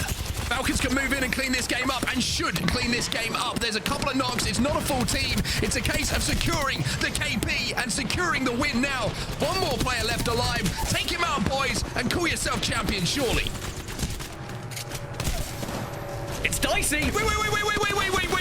Imperial, how is the clutch? How has this turned around so much? And how, all of a sudden, he's on the back foot. Falcons had this in the bag, and now Luxford with the knuckle cluster trying to push him away. Popping the Phoenix Kit and Elevate win. I'm speechless. Absolutely speechless, because you said it. Surely it's comfortable. Surely they get this one done, but Elevate are able to pull that one out of the depths. They pull like a rabbit out of a hat, it felt like. And somehow Elevate come away with the win. An incredible game all around, but a very exciting ending, and I think that one caught you off guard, Mark. And let's jump into a listening with Falcons. That's what I'd love to see right now. I'll be honest with you, because it's a game they shouldn't really be losing, but lose it they do, and you have to give a huge amount of credit to E8 and clutching up in that manner. I am a little bit speechless, honestly. You know, a team like Falcons, so well established, so versed in being so good in those end games, it's a mistake you don't see that often. Yes, it's 2nd place. Yes, it's still some good KP for them, but the standards they set themselves, you don't expect them to lose that kind of situation. Still is a lot of points in that game for Falcons that I think puts them into 1st place overall, but again, they'll watch that one back and just be like, what on earth did we just do? How did we not win that one? And I'm sure it will be in the VOD review for all of them. But the Fuse making the difference. How annoying is Fuse, by the way? When you're going up against a Fuse, the Knuckle Cluster really can be a detriment to you trying to push in, because it just taps you over and over and over again. It prods, it pokes, and it can force you to retreat. But it was just a position at the end, being able to take that high ground as well. A great game all around for Elevate. Yeah, Elevate, like you said, they were one of the teams who were kind of furthest away from a lot of the carnage that was going down in those final moments. They controlled the east side of the zone. They managed to, most importantly, I think, take care of the solo, who was the problem, like you said. And Then they managed to clutch up, or did they clutch up, or were they given an opportunity to win that game that maybe they shouldn't have had? We'll have to watch the VOD review. Very excited for that a little bit later. It will be Falcons in second place with 6 KP, but Elevate, 24 points, 12 kills. We were hyping up LG in the run they went on. Maybe we should have been talking more about Elevate. Yeah, I mean, we saw it when we tuned into them, right? Full red Evos. That's always going to tell you something about a team. And they had the Devo. The Devo-Evo combo is a very dangerous one indeed. And I thought maybe they had thrown it away, but it wasn't the case. Like, they had got into a position where even as a duo, they were able to do so much damage at the end. Complexity getting 11 points on the board with the 6 kills that they found. But again, similarly to what we've seen in a lot of games today, so many kills being shared around through a lot of different teams. Everyone getting involved in fights. Only 4 teams in the entire lobby who didn't get a kill on the board. Yeah, TSM, not the game for them to talk about. They are down in 20th place, 0 points on the board. Oxygen really struggled today a little bit as well. And we mentioned how Not Moist have started off pretty hot today. Well, they're starting to cool off a little bit. Just the 4 points for them, although they did manage to get 3 KP. But I gotta be honest, Dan, I'm a little bit like uncomposed. So lacking composure that I can't quite actually get the words out in the way that I would have wanted to. But one thing that we do want to have a quick look at, thanks to the competitive Apex Reddit, is the winner of the Cross Region Player of the Week award for week number 2. And no surprise, Dan, after that week to see Verhulst of TSM being that man. Yeah, what a man, what a player, and what a legend he is. Incredible week that they had last week to answer a lot of questions about the team and also to back up some of the statements that Verhulst had been making as well leading into that week. So well deserved for the Cross Region Player of the Week. Also noticing in the in-game chat between the players, Sweet asked, who was the team who got 1v3'd at the end there? He was really curious about it and seems to be poking a little bit of fun at Falcons. But I am seeing that Falcons had a couple of players who were very low on ammo and perhaps they just got a little bit overconfident when they were going up against one player. I'm honestly, I'm a little bit like thrown off by what we saw in that end game. Congratulations to Elevate with the big win in that penultimate game though, but it sets us up again, Dan, so beautifully for this final game of the day. And it's almost a mirror of what we saw earlier, right, in EMEA. It's so close that you cannot tell who is going to come out as the champion. Will it be one of the big names? Will we have an underdog? We'll find out just after the break.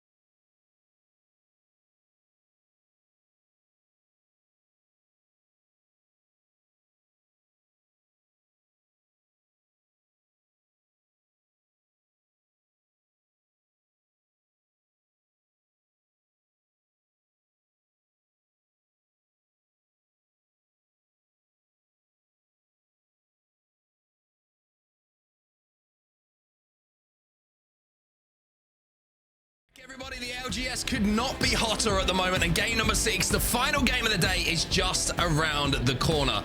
You couldn't stop me smiling if you had to. After what we've seen so far in those first 5 games, we are set up beautifully for our final game, Dan.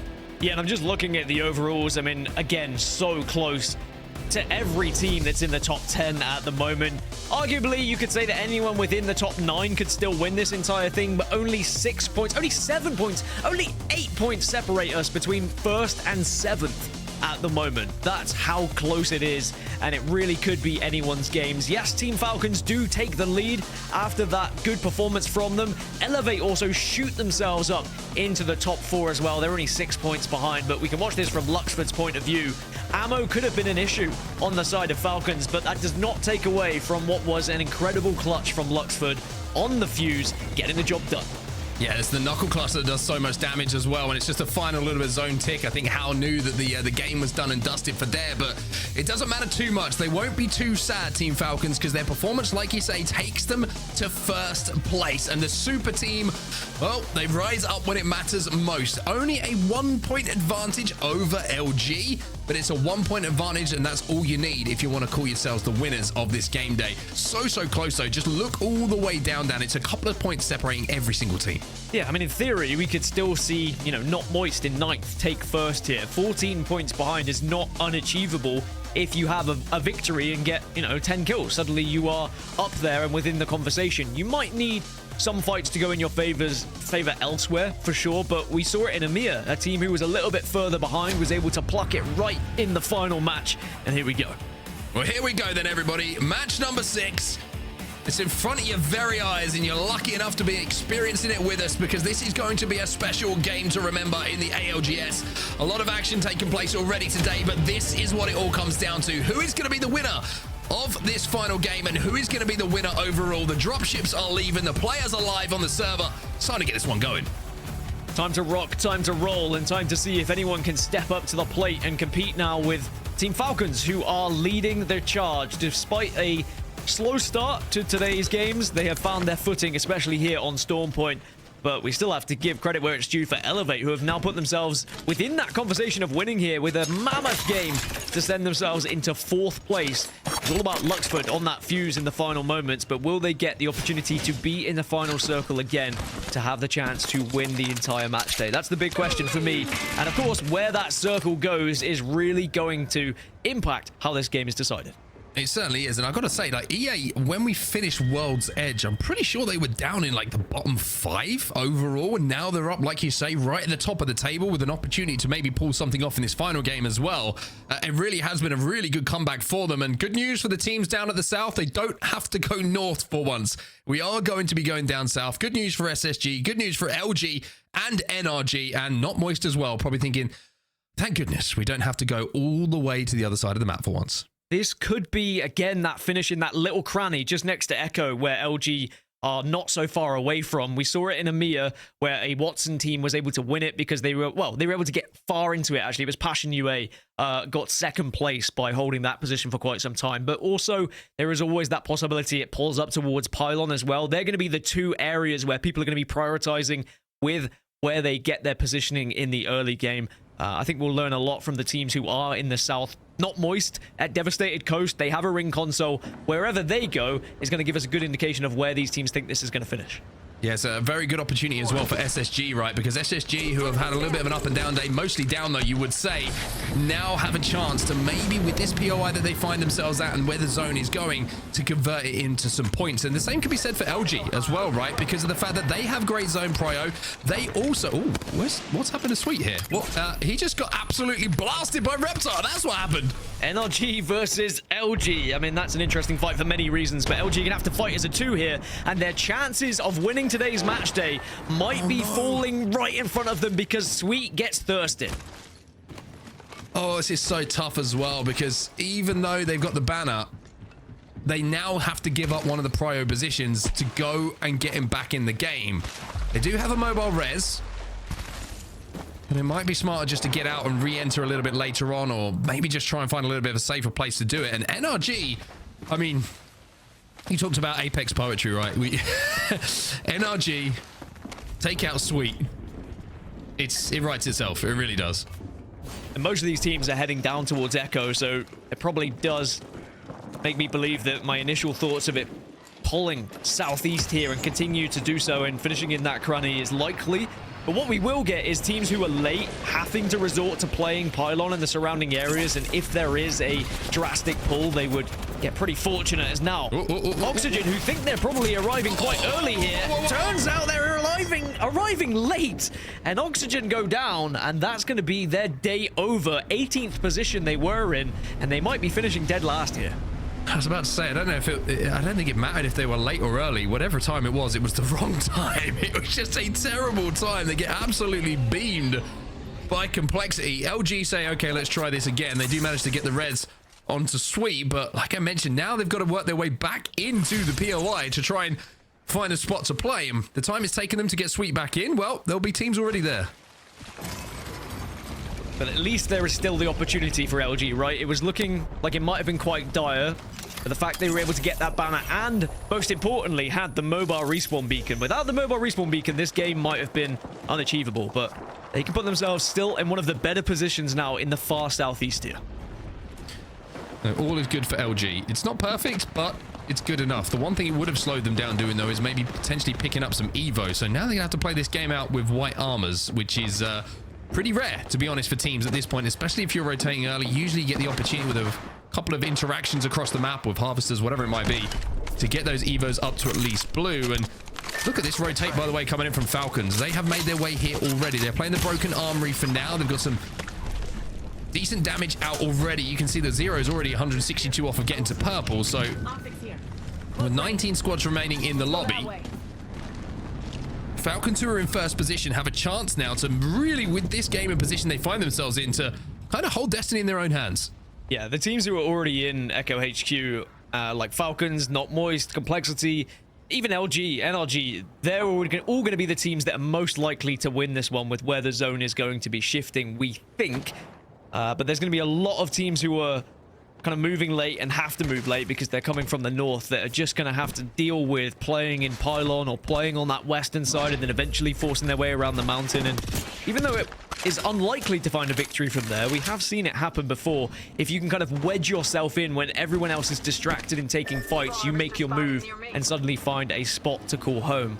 But there's going to be a long way until we get to that point yet, because we still have a lot of rings to get through and also a lot of playable space to be taken by some of these teams that are moving late. Hey, I'm going to talk about LG a little bit more as well, because obviously, you know, they chose to land at Echo. It was a pretty high priority pick for them in the POI draft because of the fact that when we do go south, and the majority of the time we are finishing on Echo HQ, right? So I think it's even more frustrating to have that situation where you play for a POI based on zone history, so to speak, where you expect the zones to be going if we do go down to the south, and then you get that opportunity kind of taken away. Yes, they've managed to get back up and they've got into a position, but it's got to be a little test of the mentals, so to speak, I would say, for them in this game, knowing what happened early on and what, if they don't perform now in this game, it's almost what could have been. We're going to get a little bit more information here as this zone closes, but I don't think it's going to come to much surprise when it does start to shift down south towards Echo HQ, and there you go. So everyone who has moved early is going to be rewarded for it. As for NGNL, who were in Pylon, well, it's the inevitable, right? You couldn't really find a spot, so you try to play Pylon. You hope it's going to be shifting your way. They probably won't have that information just yet because there's no ring console at Pylon that they have to work with anyway.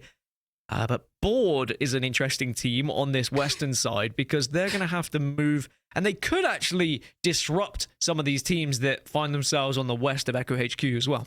I thought you were going to say NGNL are going to be bored because there's no one around them. And I was going to say, even though they don't have ring console, they're probably thinking, it's not going here because no one else is here. So it's like one of those awkward situations, like walk into a room, recognize absolutely nobody, and you go, I have entered the incorrect room of where I was meant to be. But yeah, we're going to have to see how they do play it from here. Elsewhere, as we have a little look at Cascades, this is most hated, who are making their way down. Fluffy Aim is going to be to their north as well. They had a little bit poke of each other a little bit of time ago, and most hated again, still in fourth position, but what has been a great day for them so far, with how tight the leaderboards are at the moment, it could be a really heartbreaking day for them as well if they don't perform in this game. Yeah, especially with how far they have to come for this zone and the fact they can't even get close to being a priority team to said zone. Well, NRG, who were the team who really disrupted LG and their chances to win here, do find themselves in a pretty confident spot as well. It was that Sentinel from Reptar that was able to get that initial knock onto LG, and it might do some more damage yet in this game. We've already seen Sentinel plus 3 times from Timmy was incredible earlier on, and Reptar might just do something similar. So many teams in and around Echo HQ right now. To give you a little bit of an idea of what teams are inside of it, it's easy to tell you who isn't. There's 1, 2, 3, 4 teams, 5 teams outside of the zone right now, which is nuts considering that we still have 18 squads alive in this lobby. So We love the end games where everybody has a place to play for quite some time, and Echo HQ certainly does provide that. Catalyst is going to be very important in this kind of end game as well. Just being able to reinforce some of these doors to make the building playable for a little bit longer. Make sure nobody wants to push onto the position that you do hold. It's so uninviting when you see those Catalyst reinforcements up. It just knows it's going to take an extra few seconds. Yes, the fuse is going to help to blow some of those doors off for sure, as we're seeing right now, but Dupe just says, cool. Let me do that again. I think with a circle like this, the catalysts are going to be very valuable. And with the amount of catalysts that we have in the lobby, I say it time and time again, a lot of responsibility goes on that catalyst, because when the Dark Veils start to come down, you can shift yourself between them and give your team that information and that vision that you so desperately require. Now, over towards Pylon, where teams were getting a little bit bored. Bored are moving away from it, and it's TSM, and it's going to be Most Hated, who are going to be the two squads that might just have to take a fight here if they want to try and find some KP, especially if you consider this is going to be shifting down to Echo HQ. TSM do have that information, so they know full well they are going to be late to the party here, and maybe they want some KP. Yeah, TSM have a chance to maybe rescue a little bit of a day here as well. We keep repeating it, but how close the leaderboards are, right? 25 points at the moment. They're in 12th, which isn't a great day by TSM standards, but a good performance here. KP and some decent placement points, and they could find themselves way inside of that top 10 with how close things are. But for now, they're just kind of having to play the slow game. It's a difficult one to navigate, and it's going to be a real test for Zap, who's kind of stepped into the lead IGL role for TSM, to see how he navigates one of these tough zones for them to get into. Elsewhere, teams that are outside, you've got Eternal, who are wrapping all the way over on the west. You've got Fluffy Aimers, who are still at the north side of the zone, and TSM outside of that are pretty much the furthest team away from where this zone is going to be going. And, well, the zone is going to be shifting a little bit towards the northern side of where we thought it was, away from Echo HQ. And for LG, again, it's like, well, this is frustrating, because this could have been us. Could have been them. It actually even shifts a little bit further west than the little hole in the mountain that we've seen a lot of the circles finish. Complexity are kind of still in that area, so they'll be able to play that northeast side, and they'll be able to maybe delete a few teams that arrive from the east a little bit later on. But you could argue that Not Moist and the Pioneers, who are in that central building, are going to have a lot of space to play. But just as we saw in EMEA, these buildings are not easy to hold. When people start inting, when people start trying to get involved, there's a lot of angles that can be taken. There's a lot of windows that you can get shot through, and suddenly your comfortable spot becomes very uncomfortable very quickly. Well, Board are making a big zone wrap on the south side at the moment, and teams who are there are going to have to be very aware of them approaching. Make sure you're watching your back, boys, even when that zone has closed, because it's unpredictable, this. Taking a lot of storm damage, and they might have to heal before they get there. It's a smart decision to do so, and it looks like nobody's looking for now, so they might be able to sneak this little rotate in without going noticed. Elsewhere, I want to talk about Elevate Gaming as well, because Elevate are holding down the cannon position at the moment, and it's a really strong spot for them towards this endgame if they can hold out the teams that approach from the west. But LG, I mean, if they do it from here, they deserve to win the game, because win the day, excuse me, because White Armors this deep into the game with round 3 closing is not a great position to be in, to say the least. I mean, actually, Board arriving from the south might be a blessing for LG if they can spot them out, get up to at least blue, or maybe even get a couple of kills and be able to steal away some loot and add to that Evo. It's going to be Yup and Board that are kind of in the sightlines of LG right now. And you spoke about Elevate. We've seen a lot of teams win this circle from this position as well, because it's just what you mentioned. You hold out the teams who arrive from the west, you get your armors up, you get all the loot that you desire, and then as the final circle closes in, you have a little bit of, excuse the pun, elevation over some of those teams that are below you in Echo HQ. Now the Fluffy Aimers might be able to red, but that doesn't matter if you're getting shot from all different directions. Yeah, the only red that really matters for them right now is health, because they are getting pushed by TSM. Only one player alive, and it's going to be Hambino trying to do it for his team, trying to clutch. Empire Gaming have been eliminated in the meantime, and TSM will get those final kills. So some good KP here at Pylon for TSM, but now they're going to have to go through Most Hated, and this is a real opportunity for Most Hated, right? Because they are holding out TSM at the moment. TSM have just managed to get themselves up to red armors, but Most Hated, we mentioned how this could be a great day for them or a disappointing day. Well, this kind of fight is one that decides that for you. Well, the Fluffy Aimers were in 6th position before they were eliminated, so they were in the conversation, but now it opens the door for a couple of teams that are below them. still 6 of our top 7 are alive. I mean, 7 of our top 8 are still alive. So we've only seen 4 squads drop so far, and a couple of those are down a little bit further in the leaderboard. So still anyone's game here to take this match day. Now, TSM, the trouble is with their push, they've got to try and get through not just Most Hated, but then Eternal, and then Elevate. It's quite literally gladiators at that point. Just after you defeat one, there is someone else waiting for you who just seems to be a little bit bigger, a little bit stronger, and a bit more well-positioned. And that might be the same case for all the teams that are arriving from either the East or the West. You're going to have to go through several squads if you want to get into the zone now. I think the one good thing for TSM maybe is that Eternal can do some damage to Most Hated, and there is the fight taking place. TSM have no other option, and Most Hated are already down to 2. It's just a duo, and TSM are just running through them at the moment. It's the best possible scenario for TSM. They managed to take all of them down, finish off those 2 players, and stay healthy, and now they can think about hitting the evac. But this is blind. They have no idea whatsoever what is happening inside of this zone. TSM are hoping. We've seen the evacs work for them in the past. Sometimes they haven't worked for them in the past. This is a bit of a 50-50 for them as LG make their move, and Sweet is still on white armor. Oh, this is gonna hurt as well. There's gonna take a lot of damage from this one. This isn't gonna be fun. One's already gone down. LG just as a 2 now to try and find a position to work with, try and keep their hopes of winning this match day alive, and it's just going to be down to Sweet as a solo. I mean, the irony of Sweet, the one to survive with just the white armor, is pretty ridiculous, to be honest with you. And unfortunately for LG, it is a crippling last game for them. They had such a great opportunity, but in the first few seconds, it was all scuppered. Elevate now, trying to hold out these teams on the outside, and Zach Mazer! Oh my, Zach, that is a huge spray from you. That's a Mazer moment from Zach, but it's in the good kind. As now Elevate, they are still a 2, but they are very weak, but they get back up to a full 3. And this is what you mentioned. If you hold out that team on the West, suddenly you find yourself in one of the more commanding positions. Now they have the high ground. Complexity starting to look down on the team below them. They're not going to drop just yet, but it's SKD who do find themselves below them on the eastern side. And TSM, by the way, did make their move onto the east, and they have found a room to play with, and it is just next to Complexity and SKD. Well, everybody in the lobby is into the placement points. NGNL, they will be eliminated. Pioneer's gone as well. SKD trying to get healthy as Falcons look to secure their spot in this final game at the top of the leaderboards. The catwalk goes down. It's time for them to rotate or maybe cut off one of these teams. Instead, it looks like it is going to be a rotation. They're hunting for kills. Yeah, Falcons still have a 4-point lead over Elevate at the moment. So there still are 2 teams to watch, but Complexity also on 46 and NRG just behind that. A few players have gone down in the kill feed. You can see Not Moist. They're under a lot of stress at the moment as Board get eliminated. Now suddenly it's 9. But Falcons, they're in a really good position to hold out these teams that are coming from the east. Their only worry is Weave, who are very nearby and could be a real threat to their position.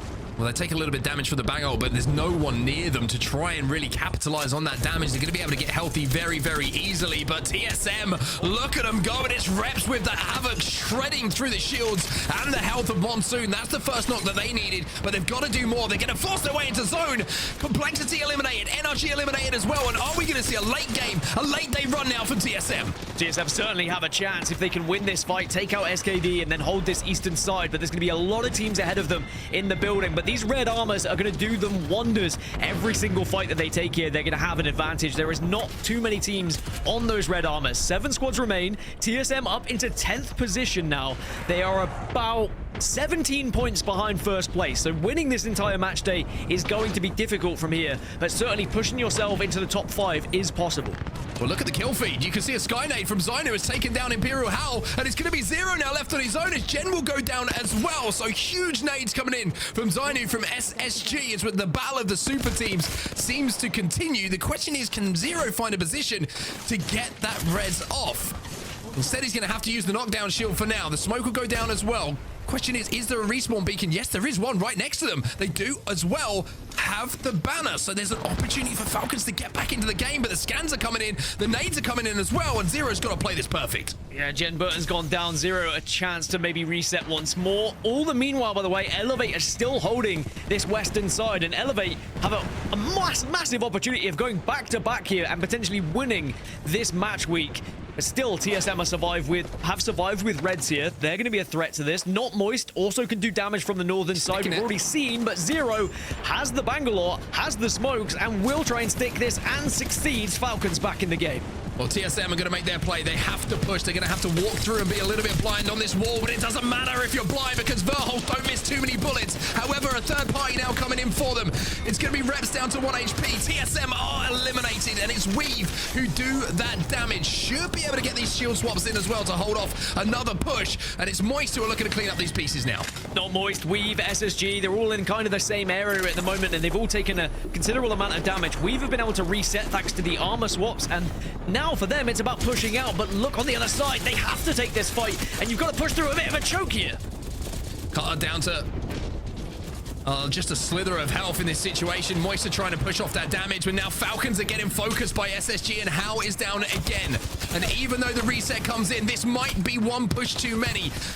Zero's pulled off some magical things already so far in this game, but this might just be one hurdle too many. If he can survive a few seconds longer, there's an opportunity maybe for some more placement points, and the death box will provide him, at least with a shield swap. And they will survive for now, but SSG will be more than aware of his location. They will be trying to, excuse the pun, zero in on this position. If he can get into the top 3 ratting out, there's still a chance the Falcons can walk away with the match win today, or the match day win, but it's Elevate, as now Falcons eliminated. Elevate are only 2 points behind Falcons here, and they've taken prime position.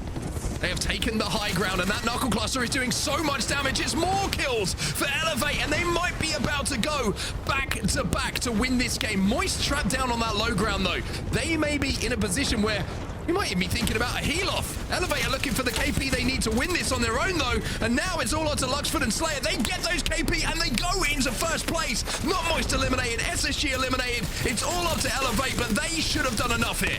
Should have done enough and will have done enough, but maybe Weave can maybe pull something out here to find the victory. Or will we see something? No, we won't. It's gonna be Weave who get the victory in match number 6, but it is Elevate who are going to take the entire series here today as they pit Falcons right at the punch.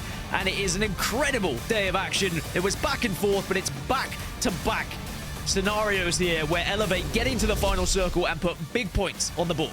Amazing final 2 games coming in from Elevate here on Storm Point. Back-to-back wins is difficult to do in any lobby, let alone when the POI draft is here, and let alone when the zones are so varied as well. Keep in mind, there was a North Pad zone that they won before, and then they just won the Echo HQ one. So 2 completely different ends of the map for Elevate to try and navigate their way through, and they do it so well that they get those back-to-back wins. In order, back-to-back wins. It's not back-to-back wins, but a second place in that second game to close the day out in first place. Dan, you can't ask for more, right? You can't ask for more from your IGL, from your players, to put those 2 performances together when it matters most in those final 2 games. Yeah, back-to-back big point games, I think, is the point I was trying to make. Weave, though, I mean, they were able to maneuver their way through the map where they kind of disrupted a few teams at the end, and they just found a slightly weak Elevate right at the perfect time towards that end game. And you mentioned it, there could have been a potential for a heal-off had they not made that move, but I think we've recognized that they needed to be aggressive, and they were rewarded for said aggression. I think it's a shame for Falcons when they look back at it, because they were so close, and especially if they could have found that victory in the previous game. LG might be a little bit jaded after that one as well, especially with where the finish was and losing that first player early on, but so many different variables in that game. But ultimately, it is E8 who come out on top, and you have to tip your hat where credit's due, right? Yeah, an amazing performance. I'd love to see the change in positions. I mentioned, before we moved into Storm Point, it felt like E8 were right down at the bottom of the table, especially after 1 or 2 games on World's Edge. And to come back in the way that they have to win the game day shows it's never over until it's over. Weave, a huge congratulations to you for taking home that game at number 6 with 11 kills, by the way, 23 points overall. But like we've been saying, it's the story of Elevate. It's the story of Storm Point for them, where they came back into form, and 9 kills is the difference maker for them to put those 18 points on the board down, to put them in a great position and top of the pile. SSG make a late run to try and push themselves up the leaderboards, but they don't really push themselves up far enough, especially when you consider that Falcons and SSG were the two big leaders coming into today. But Falcons will now be starting to create a gap between themselves and the SSG. TSM have a good game to put themselves into the top 11, but sadly they don't quite break into the top 10 in the overalls. But if we look at the second page here of that particular game, as I mentioned, LG going to feel a little bit jaded. Oxygen Esports, they were eliminated very early as well, which put them down in last position for today. That is heartbreak for Oxygen, especially after they've had some success in previous weeks, but today just really wasn't their day. Glitter, you've been watching and waiting in the wings.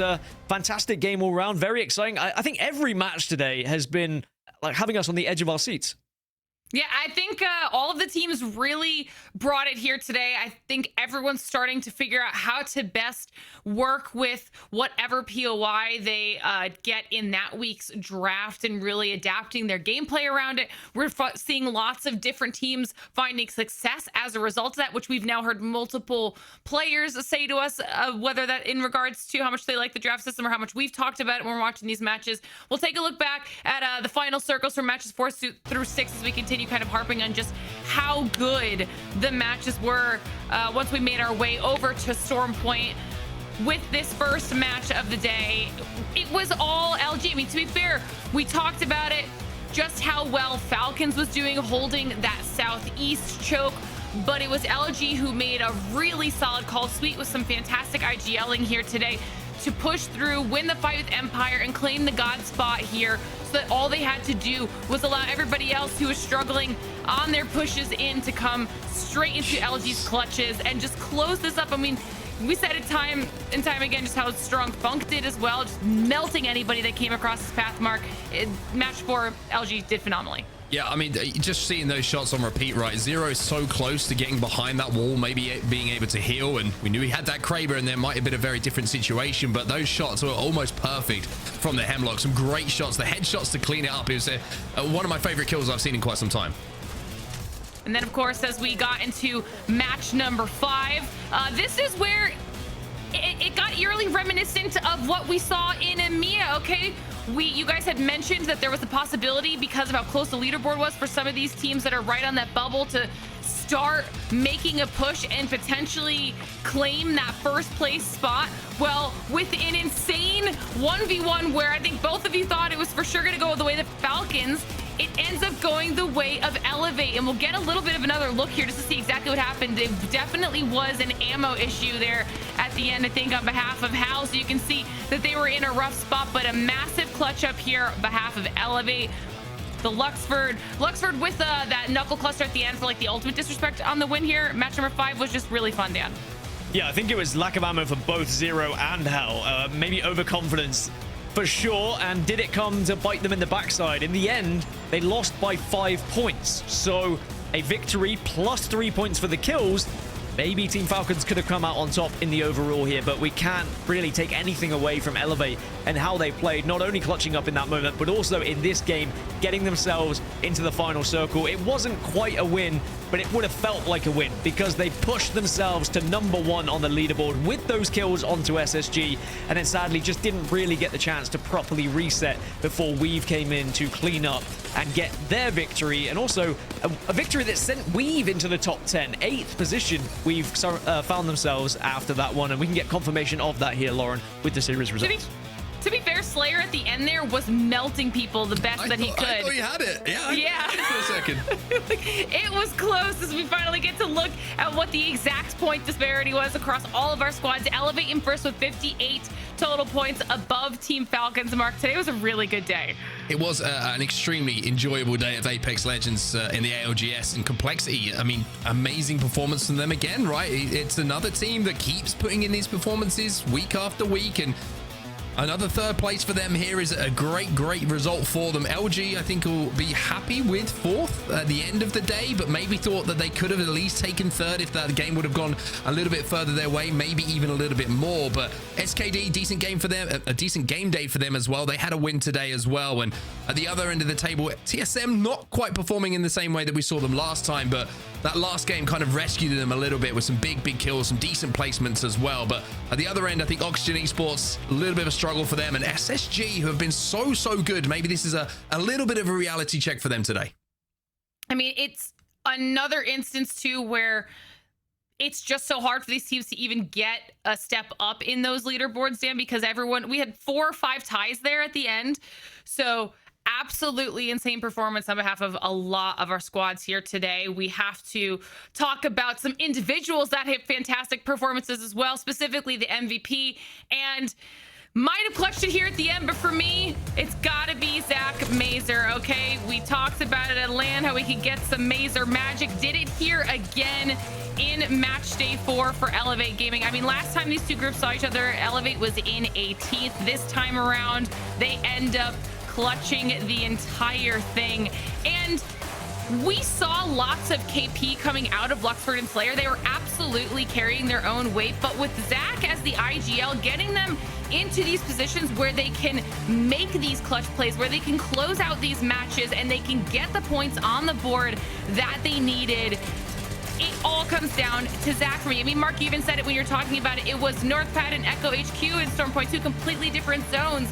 And the positioning, those calls would have all been made by Zach. And look at the damage, also making sure that he's getting his side of the effort being put in. I mean, almost 5k damage, 12 kills to Zach Mazer. I don't know if there are any more good things you can say about his performance here today. So for me, MVP 4NA had to be Zach Mazer. So not only congratulations on the win for the day, but congratulations to being MVP as well, as we get a chance to look at the regular season standings and see what it's done to everybody. Team Falcons didn't get the series win, but enough points to keep pushing them to the top of this leaderboard, really increasing the gap that they had over SSG here, Mark.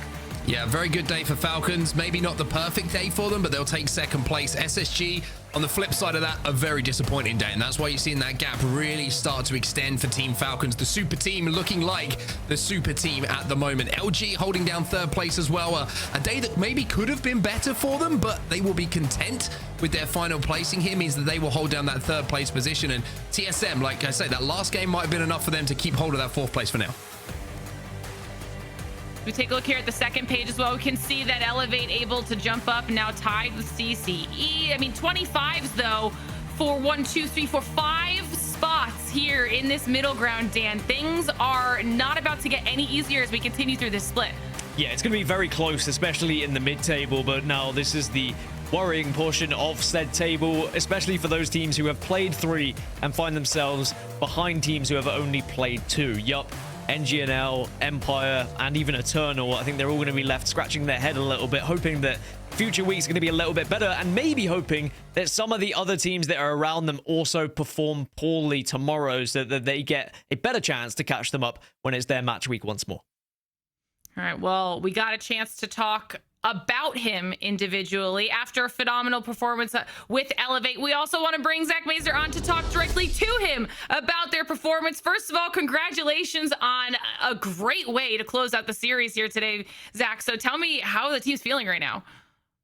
I mean, obviously going double 19th the other weekend and then chaining that into a first, it kind of puts us back in the running if we really earn it. And, you know, being dead last place in Pro League after last weekend, everyone's really happy, almost like a very high state of like emotion, because you don't really see a lot of bounce backs right like that. You don't see teams get 19th twice, get that down on each other and themselves, and then, you know, show up to work the next week and win.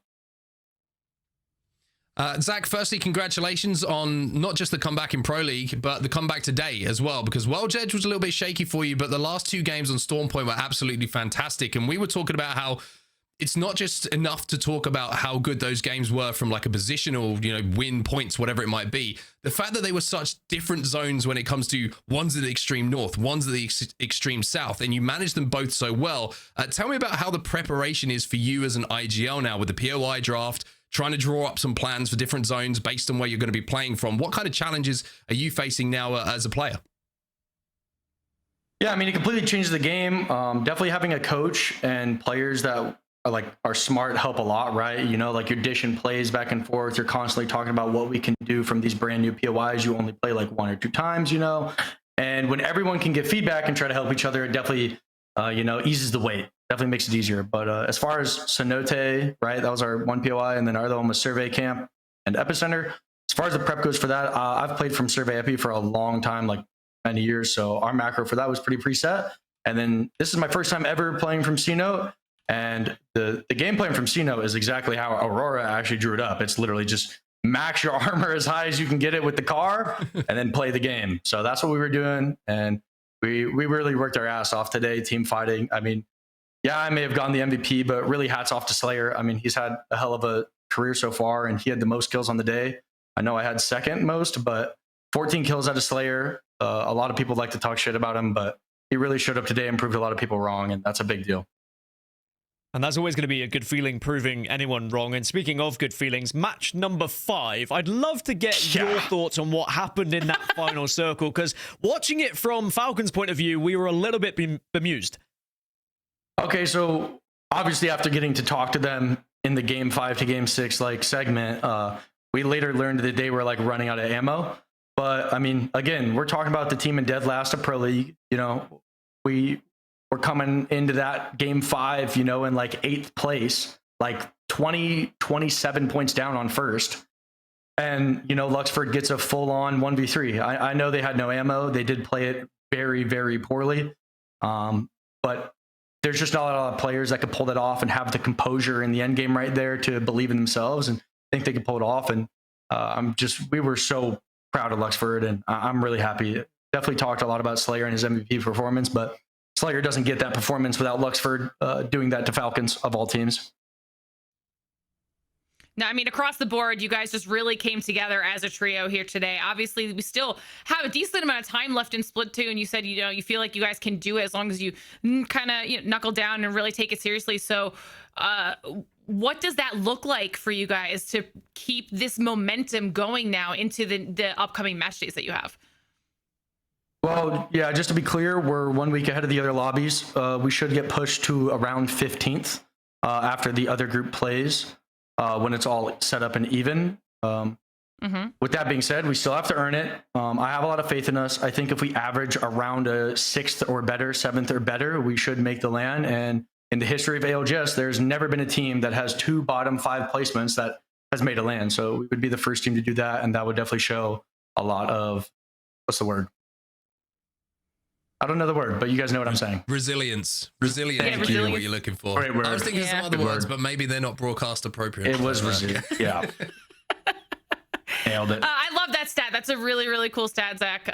So once again, congratulations to all 3 of you on a phenomenal day. Well-deserved win here, and look forward to seeing what you guys bring to the table for the rest of the season. Yep. See you guys tomorrow. Let's go. All right. I mean, that'll be definitely an opportunity to try and continue some of the momentum here today, getting to go straight from today into the next match day being tomorrow instead of having to wait a week, Mark. Yeah, I think it's the perfect time to play, right? You want to play when you're hot. You want to play when you're coming off the back of a couple of good performances. And there's a couple of things that Zach said there that really kind of resonated with me. He wants to give a lot of props to Slayer. Obviously, Slayer's had a lot of, shall we say, pushback from whoever it might be, doubting him for whatever reason, and he played extremely well today. Like Zach said, he was the kill leader, most kills on his team. Zach as well has been one of those players who's been doubted in the past, and I really feel like there's like almost a brotherhood on that team. Everybody wants to see each other succeed because they've been sharing a similar story, right? And I think that once they start to find a little bit of a groove, we know that there's great players on that team. EA have proved it today, and I expect them to keep going and run that momentum tomorrow and for the rest of the season too. Yeah, all right. And before I let you guys go, Dan, final thoughts from you as well. Mark, we're counting those as your final thoughts. There were some great final thoughts from Mark, as always. I'm keen to see what happens tomorrow with Falcons, most importantly, because they really have an opportunity now to create an insane gap if they have a good day tomorrow. I mean, I think that the fact that they've separated themselves from SSG, the question about, you know, the super teams and everything like that, SSG start to fall away a little bit and eyes back onto Falcons. But I think most importantly, something from that interview as well, that the Falcons are beatable. They are not gods who are untouchable. You can take them down, and other teams will be able to do so and will have fights that they achieve so. But I think it's the consistency from Falcons that is really something we have to give credit for here. Yeah, absolutely. I think we've seen lots of teams really stepping it up. This split, the POI draft system, having opened up some opportunities for squads, and just the overall level of competitiveness, it gets harder every single split, and a lot of these teams are stepping up to the plate. But it's time for us to say goodbye to the two of you. As always, you did phenomenally in your cast, so thank you so much for lending your voices to all of our matches here today. And we'll finish by signing off with everybody here at home. Now, you guys heard Zach say it, okay? You might be done watching our Apex Legends action here today, but we have an ALGS packed weekend, all right? Back-to-back match days, so make sure you tune in tomorrow to see what happens during match day 5. It'll be EMEA kicking off the day, 6 p.m. BST, 1 p.m. ET, and 10 a.m. PT. And then, of course, we will head into our NA match day 5 immediately after that. So you're going to want to come back to check it all out. It's going to be a really fun day. But if you can't make it, or if you miss any of the action that happened here today, don't worry, because you can always follow us on social media at PlayApex Esports on X and YouTube, or at PlayApex on Twitch. That way you'll get all of your ALGS updates and you won't miss a single second of any of our action. Now, we're all done for today, but tomorrow will be here before you know it. So to pass the time, go play some Apex, rest up, and prepare for another exciting day of ALGS. We'll see you tomorrow, Legends.